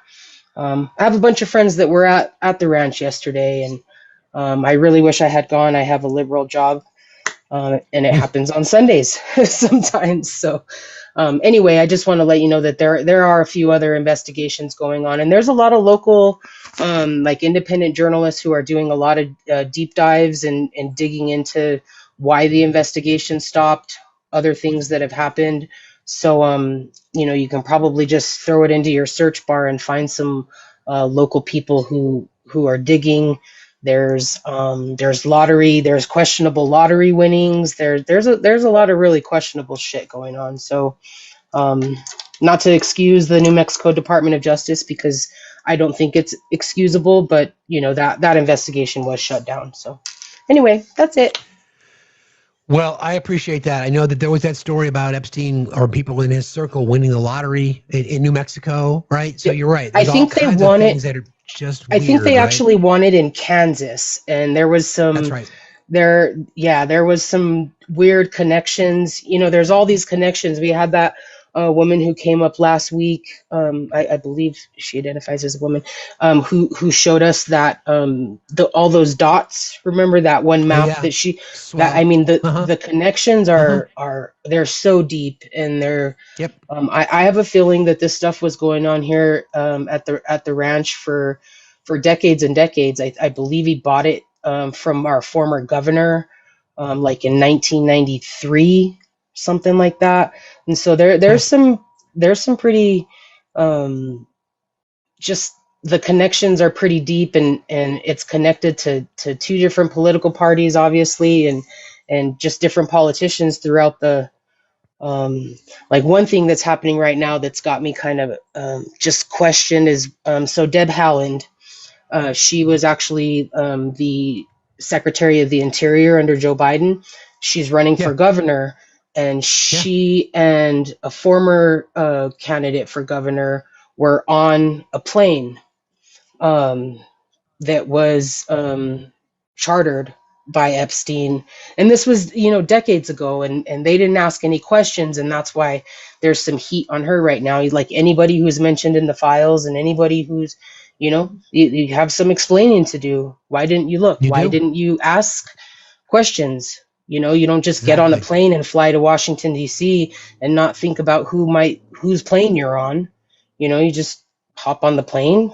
So she's got some questions to answer there, and she was my choice in the primary coming up. We have a couple of choices, and Bill Richardson was kind of involved too. Carol, I just saw that name fly by. So there's some deep shit that happened here in New Mexico, and I feel like our government, our local government, our state legislators, and other politicians, powerful, rich people here, played a part in covering it up too. So the cover up is everywhere for sure. I would agree. Thanks for sharing that with us today, Hill. I appreciate you very much for being here. Absolutely. Thanks Take care. for doing the good work. We'll see you next time, Steve. You too. Be safe. All right. You got it. Take care. I mean, this is the point, right? There's so many. This is exactly by design, though. There's so much information, right? There's so much. And we've got an amazing team of crack researchers in our little mod community.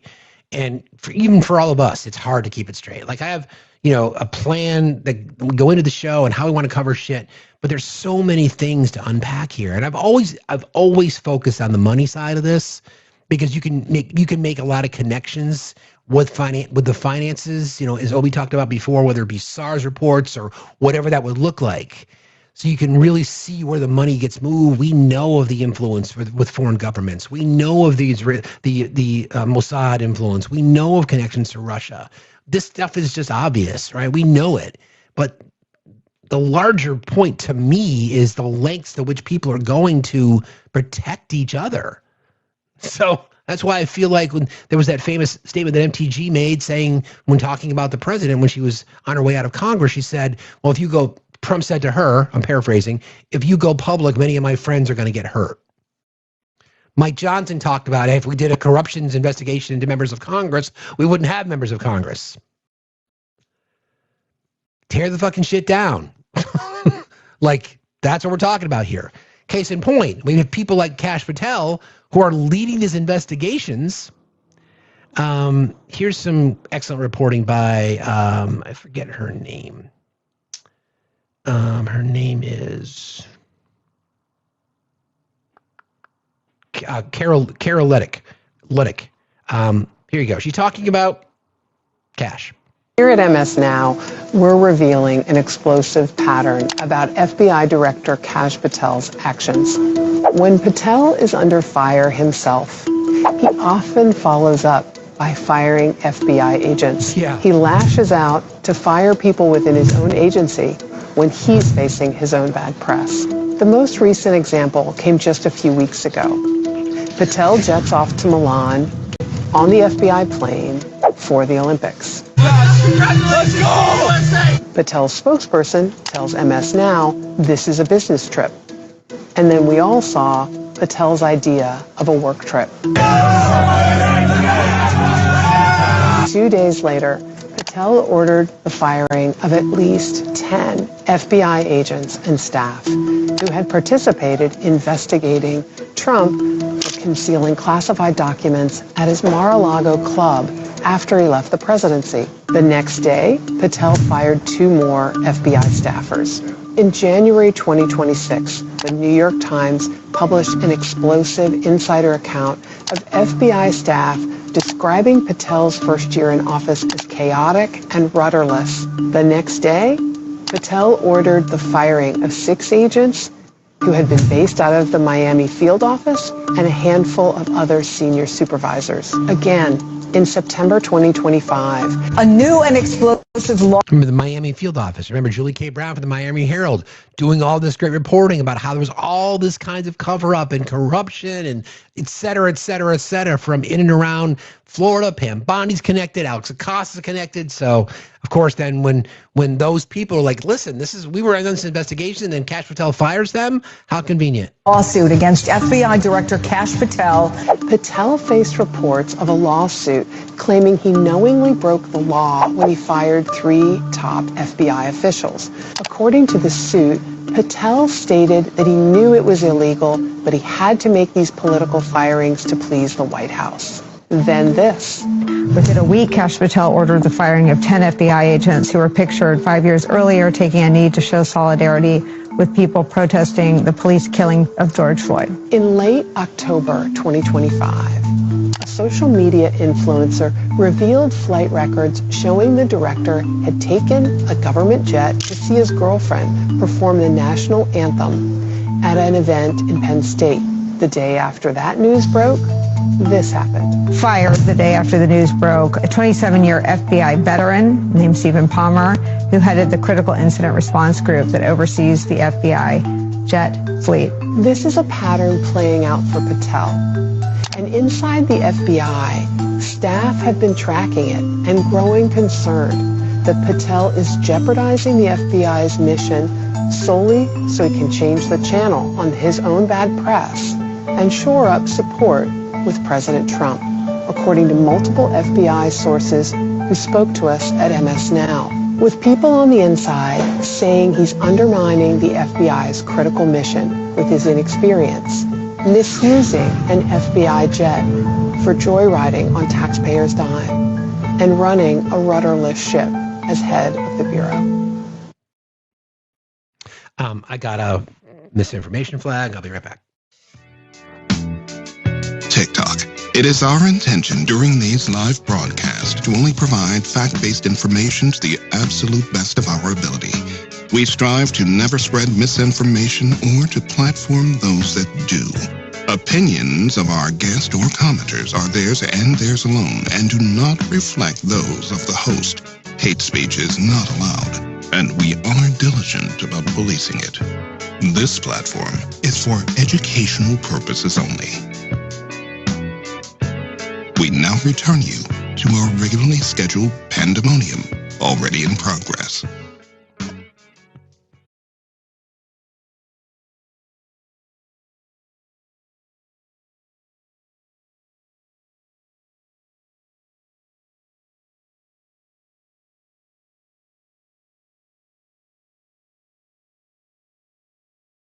Probably had to do it with the Zorro Ranch stuff. I don't know. Whatever. Doesn't matter. Doesn't matter. All right.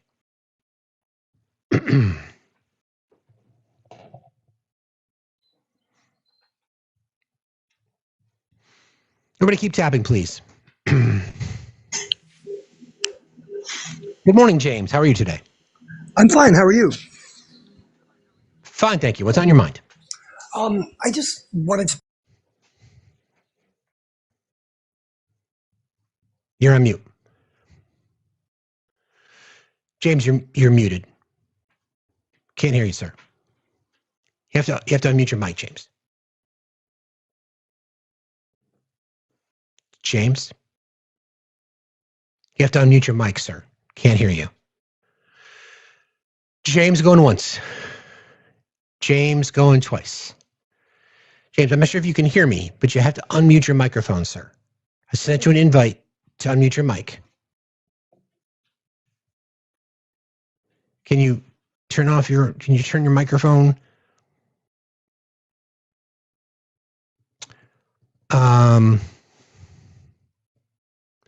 If you want to request again, friend, okay, there you go. If you want to request again, I'll bring you right back up. Please feel free to request again. I'll be happy to bring you right back up. Okay.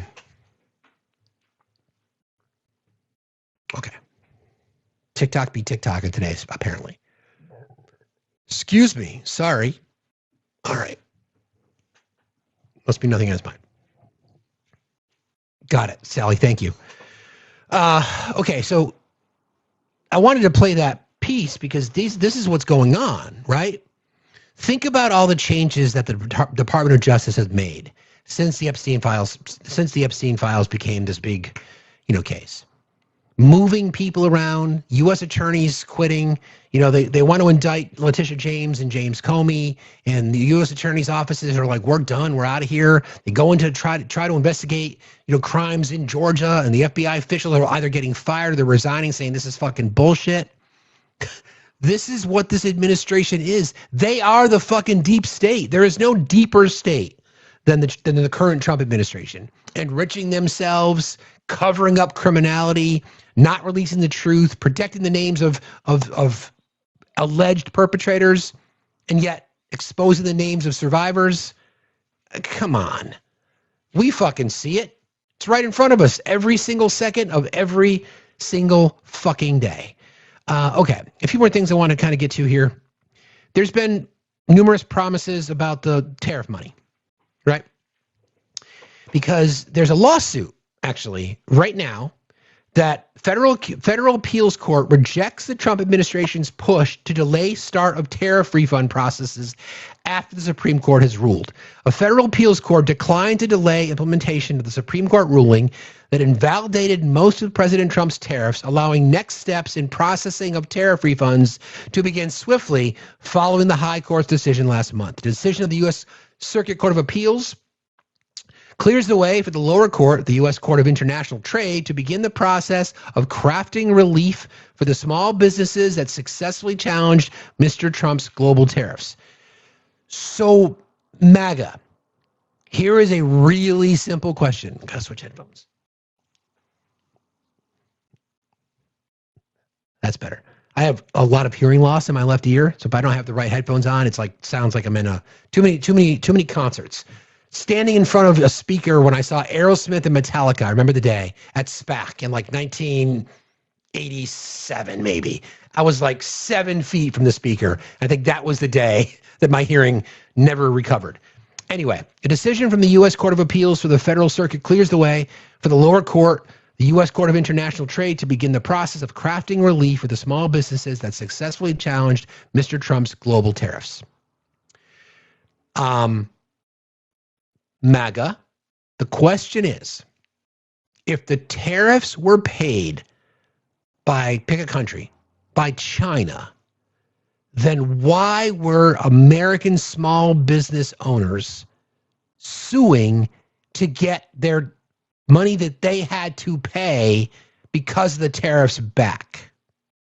I know that's going to require a little bit of thought, okay? But yeah, the Trump administration has said it would issue refunds if the duties targeting nearly every U.S. trading partner around the world were ultimately found unlawful by the Supreme Court. The High Court ruled in a 6-3 decision that a federal emergency powers law known as IEPA did not give the president the authority to impose tariffs. The Trump administration asked the Federal Circuit to wait 90 days before issuing its mandate to allow the political branches an opportunity to consider options after SCOTUS's decision. The High Court did not address the issues of refunds in its ruling, which dismantled a cornerstone of Mr. Trump's economic agenda. Justice Department lawyers estimated that it could take years for the refund process to play out, even though Trump admin officials had been warning for weeks that the government could be on the hook to pay back the levies it collected from importers if it lost before the Supreme Court. Collected from importers. So, export, you send things out. Import, you take things in. Okay. We clear? Cool. So again, Trump admin officials had been warning for weeks that the government could be on the hook to pay back the levies it collected from importers if it lost before the Supreme Court. Lawyers for the small businesses that sued the Trump administration over the levies said the federal government has experienced issuing tariff refunds and noted that the administration officials have, quote, repeatedly made stipulations guaranteeing that the duties would be refunded with interest if they were struck down. Quote, Nothing about the refund issue warrants any delay in issuing this court's mandate, let alone a staggering 3 months delay. Lawyers wrote in their court filing, the proper time to issue that mandate is now. Well, what do you know? Well, here's more of a, this is how they're trying to address it. So good luck. If I can find the right clip here. I've got so many pieces of sound I want to play for you. Is this the one? Give me just a moment.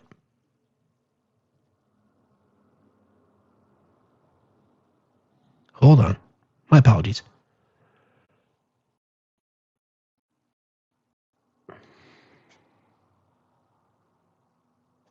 Here we go.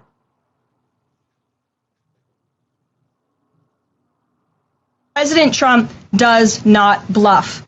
You promised $2,000 checks to Americans based off of your tariff revenues. When can I did do that? When did I do that? Well, I mean, you're Yeah, I'm thinking, well, I did 1776 for the military, right? I'm interested, though, in Jessica and what you just... So remember, right? Promised a Doge check that I don't think I got my Doge check. Did anybody get their Doge checks? I mean, we get our Soros checks direct deposited every 2 weeks. You know, we get, the Antifa Rebellion Fund. We get that every Wednesday. It's like clockwork. All we had to do was sign up for it. It's totally fine. Direct deposit, no big deal. But I've been waiting for that Doge check. And then I was told I was going to get a tariff check, too. I haven't gotten that yet either. Interesting. Said because that was news to me. Okay, so Defense One, I think, was the first to report it. This reporter, Thomas Novelli, I don't know. President Donald Trump's 1776 checks for more than 1 million troops announced Wednesday comes from congressionally allocated reconciliation funds intended to subsidize housing allowances for service members, a senior administration official confirmed. So it's not from tariffs. Well, that kind of sucks. So we're not taking the You're money. taking the money from their housing and you're giving it So to we're them. stealing the money from troops and then giving it back to troops. Let's just say that if you are That's what going to you're do, it's saying? not a bonus. It's money they were already getting. When will those Americans get those checks? Well, I am going to. The tariff money is so substantial that's coming in that I'll be able to do 2,000 sometime, I would say, toward the end of the year. A tariff fallout, if you will, with FedEx now suing the Trump administration. They basically want a refund after the Supreme Court's tariff ruling. There's some legalese we'll show you here. Basically, FedEx says that since the justices decided those so-called reciprocal tariffs on pretty much any country are illegal, the administration owes them money. Gabe Gutierrez is joining us now. Presumably big bucks, Gabe. What do we know? I know this is just coming into us and we're kind of just getting a chance to sift through this here, but it's interesting. Yeah, that's right, Hallie. Look, FedEx had recently said in an earnings call that these tariffs would cost the company basically $1 billion. In this lawsuit, FedEx says that it paid IEEPA duties to the United States and thus have suffered injury caused by those orders. God damn. You know what? I was counting on that tariff check. Jeez. So again, here's the question to our friends, who are trying to reconcile their belief set. Where is the tariff refund, MAGA? Where is it? Where is it? Where is it? You were told you're going to get a Doge check. You didn't get it. Active duty military did not get a bonus. It was money that was just moved from an already congressionally appropriated funding bucket. The president said, oh yeah, we're going to hook you up. $2,000 tariffs, $2,000 bonus check. Totally. We're going to get it. People are against tariffs are fools. This was the president. We are now the richest, most respected country in the world with almost no inflation, a record stock market price, 401ks are higher than ever. We are taking in trillions of dollars and will soon begin paying down our enormous debt, $37 trillion, record investment in the USA, plants, factories, a dividend check to each person, not including high-income people, will be paid. That is a Truth Social post from the president. Should we just accept that as another lie, or how does that work? Want to explain that to me, MAGA? Is that just him? Is that the weave? What is that? Nothing to see here? Just the weave? Flat out lying to you? Try to claim that he is a fucking supporter of the military? No. He just took money from one bucket and put it in another bucket, called it the 1776 hero or patriot payment, put his fucking signature on it, and then nothing. And yet, what about Biden? What did Biden do? Didn't pay down the debt. Didn't send out dividend checks. And now we've got to pay back the money to the importers who brought the products into our country, not the exporters. People that are against tariffs are fools. We are now the richest, most powerful, respected nation in the world with almost no inflation. Inflation's up. A record stock market price. The Dow has dropped like 3,200 points since breaking 50,000. 401ks are the highest ever, see above. We are taking in trillions of dollars and will soon begin paying down our enormous debt. 37 trillion. Record investment in the USA. Plants and factories going up all over the place. A dividend check will go to every person, not including high-income people, will be paid. Okay. Okay, that's fine. I'm looking forward to it.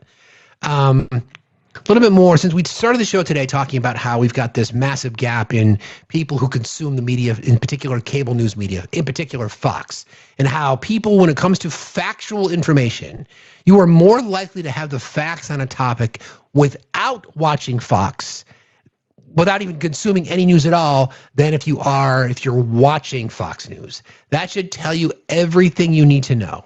Jen Psaki's been doing a lot of good reporting in this particular space about the media, the legacy media, et cetera, et cetera, et cetera. Here's her reporting. Last week, CBS News did an interview, and Tony DeCopel, the new host, did an interview with Donald Trump for CBS News, of course. And this comes, of course, after CBS paid. This goes back a while. This has to do with the Paramount settlement and CBS. I think it's necessary to just kind of remind you of the story again. Paid off the administration back in 2024 because of an edit of a 60 Minutes piece. It was total bullshit that happened, but they did pay them off after that, and after, of course, the installation of Barry Weiss. So this was not going to be an insanely hard-hitting interview. I think it is safe to say, and it certainly was not. Yet after the interview, here is what Caroline Leavitt was caught saying to Tony DeCopel on tape. Make sure you guys don't cut the tape. Make sure the interview is out. Make sure you guys don't cut the tape. Make sure the interview is out in full. Yeah, we're doing it. Yeah. He said it's not out. She said if it's not in full, we'll sue your ass off. We'll sue your ass off. So first of all, I have staffed dozens, hundreds, thousands. I have no idea how many interviews in my life, including with all these same broadcast networks. That is never a conversation I have ever heard, I've ever been a part of. I don't even think has been possible before the Trump era that we're living in. And what it tells you is so much, because first of all, that is not going to be a hard-hitting interview. It wasn't. We all saw the interview.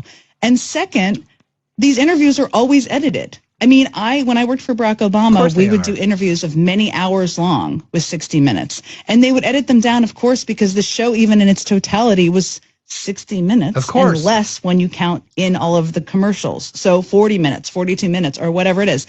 So they're always edited, which is just, and the evening news is 22 minutes. So of course they're typically going to be edited. Now they put out a longer transcript online, and there's that, of course, and that shouldn't be edited. But it tells you a lot that the President of the United States is telling the press secretary who works for him to threaten legal action.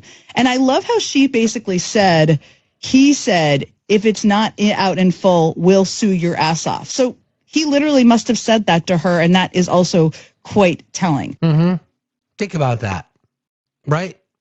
This is manipulation of the media.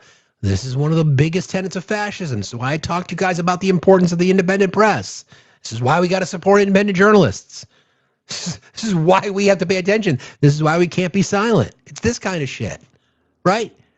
Gas prices are up across the fucking board. Y'all voted for that, and what are you going to say now?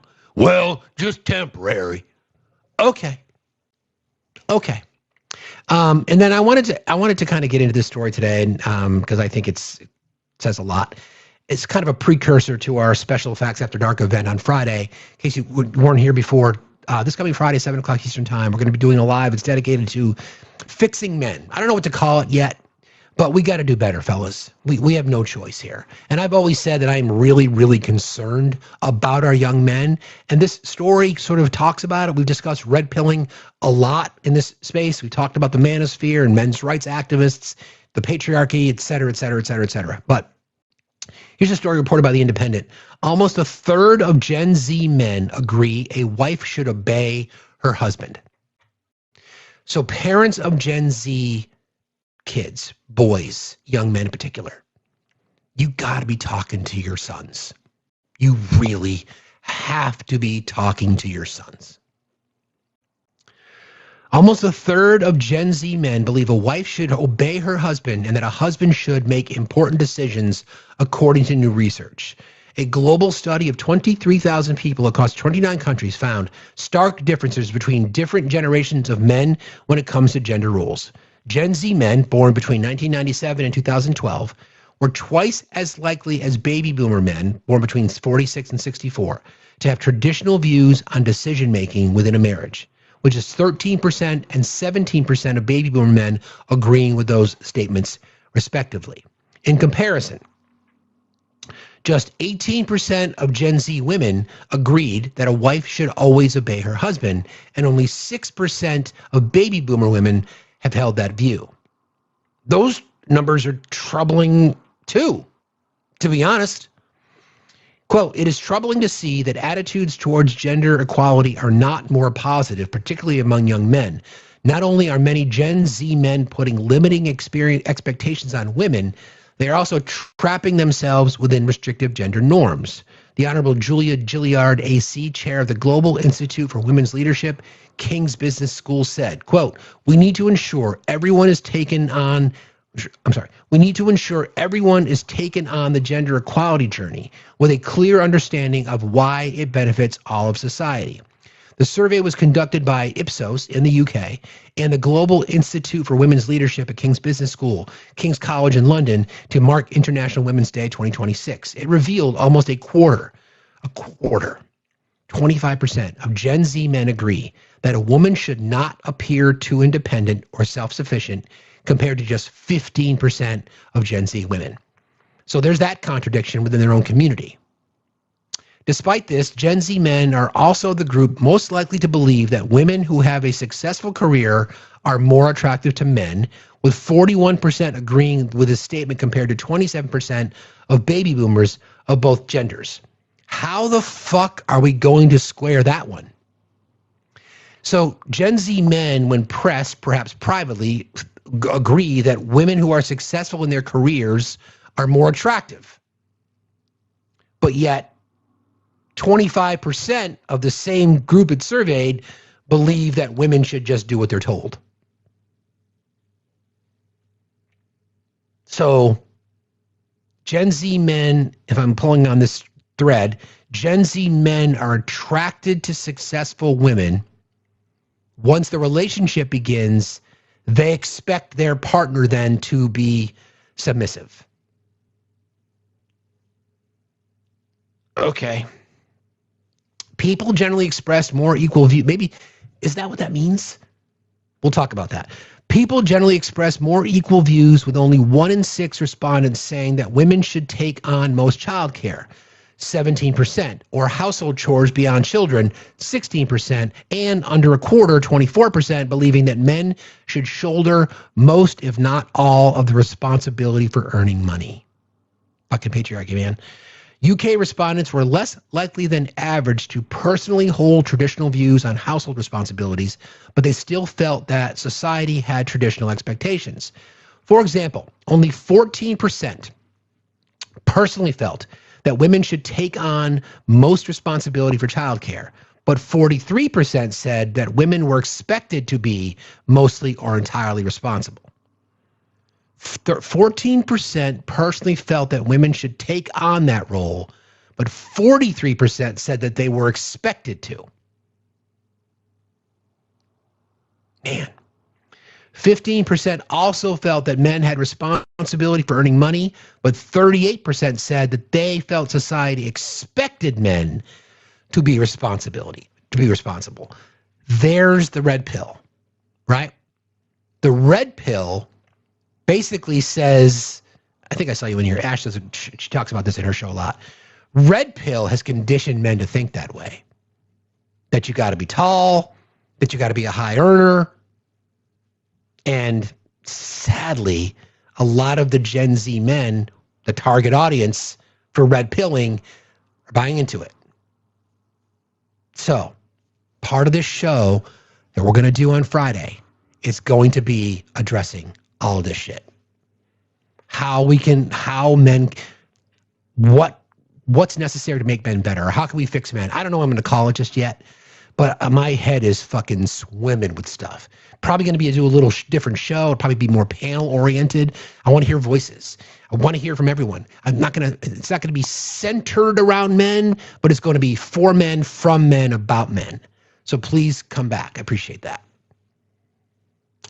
Okay. You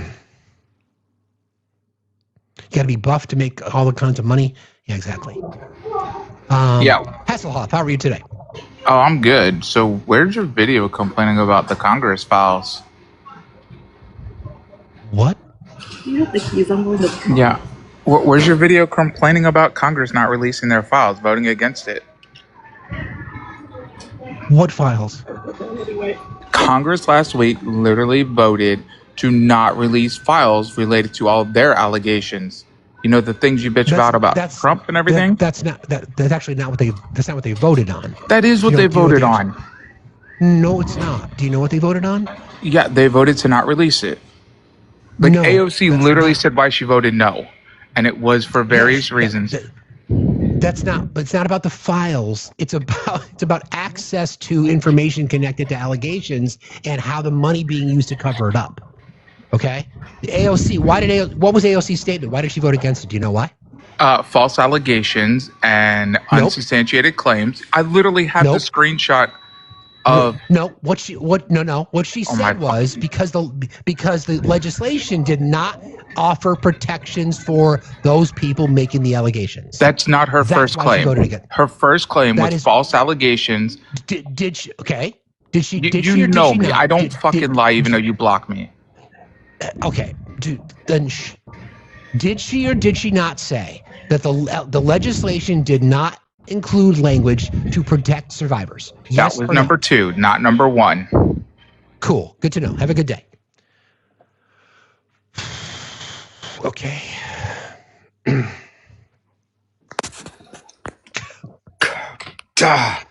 You beat me that Good time. morning. Good morning. Sorry. You beat me that time. Hey, I was brother. going to block him. You beat me. That's all right. I'll get him. It's all good. It's all good. Good morning. I wanted to say, like, years ago, man, when I was a kid, I used to thumb through Life magazine, believe it or not. And my girlfriend for about, a number of years was a picture of Raquel Welch. She looked beautiful in this 1 million BC outfit, you know? And I think remember that picture. Remember that picture? Yep. Now it was anybody our age, Tom, remembers that picture. That photo, right? And there was a level of, although there was a kid going, oh my God, there was a level of like respect in a way that I had. And then I feel like as kind of Schmorn moved forward and became a little more available, and if you go back 200 years before my photo of Raquel Welch, like if you saw an ankle, it was a big deal. And so I think that it's possible that some of us being as young men growing up, being inundated with images all the time, I think there's an unfortunate tendency to objectify more than it may have been 30 or 40 years ago. Not saying that it didn't always exist, just saying that it could have become more prevalent. Just wanted to. It's interesting. Yeah, the desensitizing, so to speak, right? Yeah, I get what you mean. That's a really good point. I mean, the sad part about this is that I've said this before. We have to be We have to be willing to have these difficult conversations with our young men, the young men in our lives. Not that we shouldn't be having them with our daughters, but in particular, just because of what we're seeing. There's an entire generation of young men who are being red-pilled thinking that women are subservient to them. That's a bad formula because that's not going to get any better. We have to fix it. It's going to take some heavy work. And it's heavy lifting. Our jobs as older men to make that clear. And when we hear a remark, there are too many men that let remarks go by. We have to. Don't be silent. Don't be silent. I've made the mistake myself. You hear somebody say something, a younger kid is listening, you should make your voice known. Thanks for letting me up, bro. Always, bro. You got it. Talk to you later. Take care. Absolutely right. Absolutely right. Oh, and by the way, this is from Nancy Mace. Fraud alert. AOC voted against releasing sexual harassment records of members of Congress, but wants to lecture you on Epstein. To which AOC responds, lady, your sloppy resolution would have doxed lady, your sloppy resolution would have doxed victim statements that had identifying info. It redacted names and nothing else. House employment records can match statements to reverse ID names.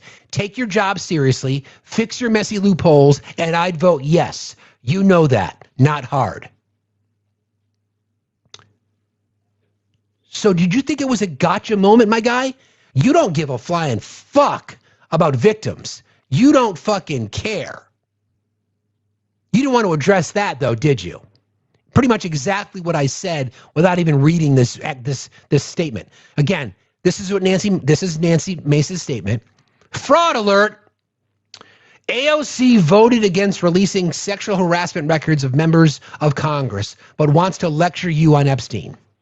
To which AOC responds, lady, your sloppy resolution would have doxed victim statements that had identifying info. It redacted names and nothing else. House employment records can match statements to reverse ID names. Take your job seriously, fix your messy loopholes, and I'd vote yes. You know that. Not hard. Of course, they never want to hear what they want to hear. So Hasselhoff, you get kicked from lives because you're a disingenuous piece of shit. Now, if you would like to apologize to me, you can do it from the cheap seats. Right down there. Good boy. I'll pat your head. And no, you're not going to come to the throuple because you're not smart enough.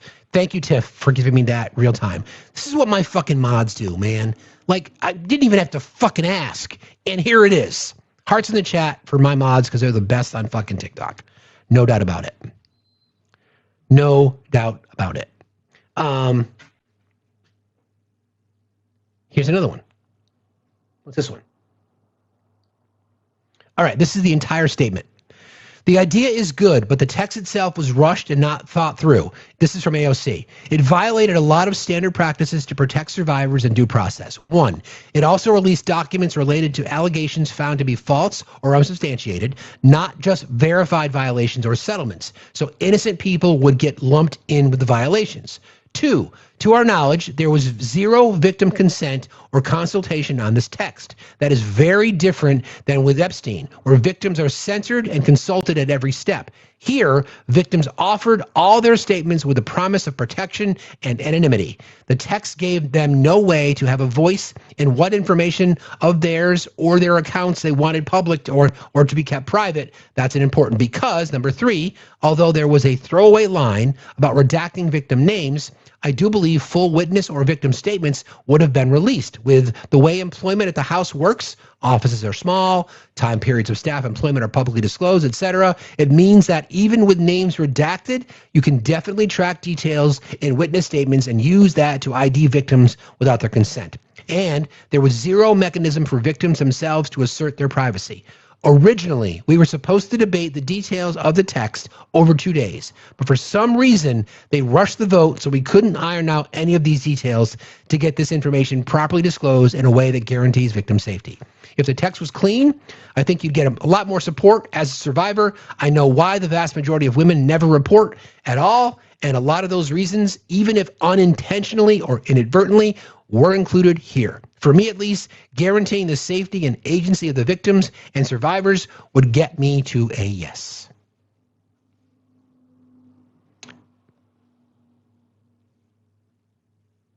Okay?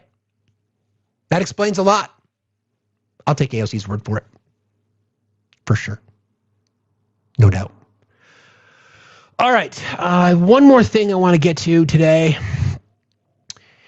And this is, again, one of these weird stories and these connections that just keep kind of showing up unexpectedly. But she didn't mention false claims. I hope Nancy fixes it. We don't want to pay hush money. But Steve, she did mention false claims first. Yeah, I understand that. But it's because the litigation was supposed to address that, Savage. Right? That's what that she was just addressing them. That just happened to be the first one that she stated. But again, I don't think AOC is attempting to protect anybody other than the people who made these charges. The whistleblowers are the ones that are supposed to be protected, not the people who are on the receiving end of the allegation. False charges are false charges. That's why it's investigated.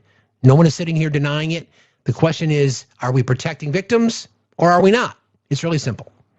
Okay, so there's a weird story. This is, again, just how these threads all fit together. Vanity Fair, again, I love their journalism. Tara Palmieri works for Vanity Fair. She's a great journalist, again. The photographer who helped launch Melania's modeling career is a recurring character in the Jeffrey Files. Melania and Antoine Verglas were fixtures of the 1990s fashion circuit, a rarefied ecosystem that Jeffrey would continue to penetrate long after his conviction. For much of the 1990s, Antoine Verglas was one of the fashion's most sought-after photographers, celebrated for his raw, natural light portraits of supermodels, including Cindy Crawford, Claudia Schiffer, Tyra Banks, Gisele Bündchen, Naomi Campbell, Stephanie Seymour, and others. His work appeared in Elle, in Vogue, in GQ, in Esquire, Maxim, Sports Illustrated, helping to define the era's sensual off-duty aesthetic. Verglas also played a central role in launching Melania Trump's modeling career after she arrived in the U.S. from Slovenia, photographing her roughly a dozen times, including capturing her most iconic nude images, among them the British GQ spread, shot aboard Trump's private plane. What has received far less scrutiny is how Verglas remained embedded in Epstein's world long after the 2008 conviction for solicitation and prostitution and solicitation of prostitution from a minor and his registration as a sex offender. Verglas reveals just one degree of separation between Epstein and Melania and offers a window into the elite modeling ecosystem Epstein reportedly and repeatedly exploited, where introductions became access points, visas became leverage, and young women moved through a world he had already learned how to control. There are 681 results, some of them duplicates for the name Verglas in the DOJ's Epstein Files library, including references to his son Julian, for whom Verglas sought Epstein's help advising on a career in finance. The files, which mention a nude photo shoot, shared image files, scheduling logistics, and payments, showed that they collaborated at various points over 5 years. In an August 13, 2012 email to Epstein with the subject line photo shoot, a redacted sender outlined Verglas' availability for a shoot involving up to 6 girls, noting, quote, he also assumes no styling will be needed since they are nudes and young. 2 days later, a redacted sender forwarded to Epstein's Verglas' quoted day rate of $10,000. I am not making any allegations here. I am just saying that it's beyond coincidence that all these fucking names run together over and over and over and over again. They weren't nude shoots per se. It was a portrait session for some of his staff, 6 people. Mr. Epstein brought photos of top models and celebrities from me that were sold in galleries. I only did 3 assignments for him, etc. So here we sit. A fucking massive network involving people from entertainment and politics and finance and banking and sports and you name it. And will most of them see justice? No. Will any of them? Some will. Some will be scapegoated. The most powerful ones are the ones who will just get away with it. As a reminder, don't be silent.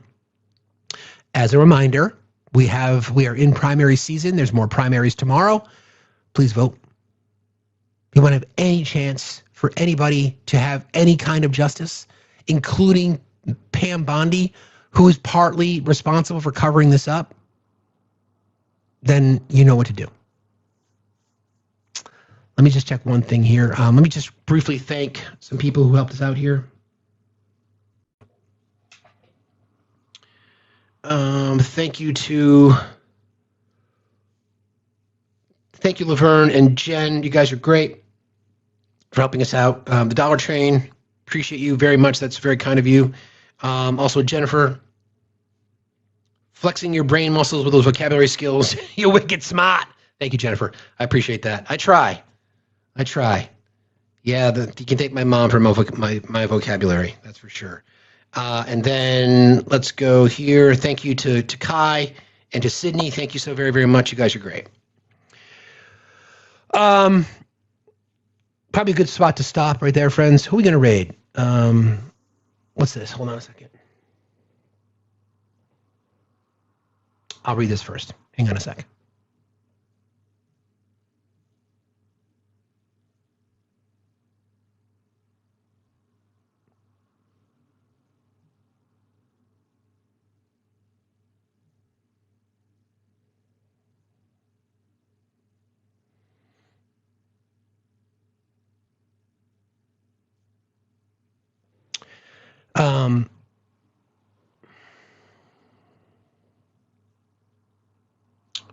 President Trump announced this morning major combat operations against Iran on the 28th with massive joint U.S.-Israeli strikes. Like a 7th service member has lost their life.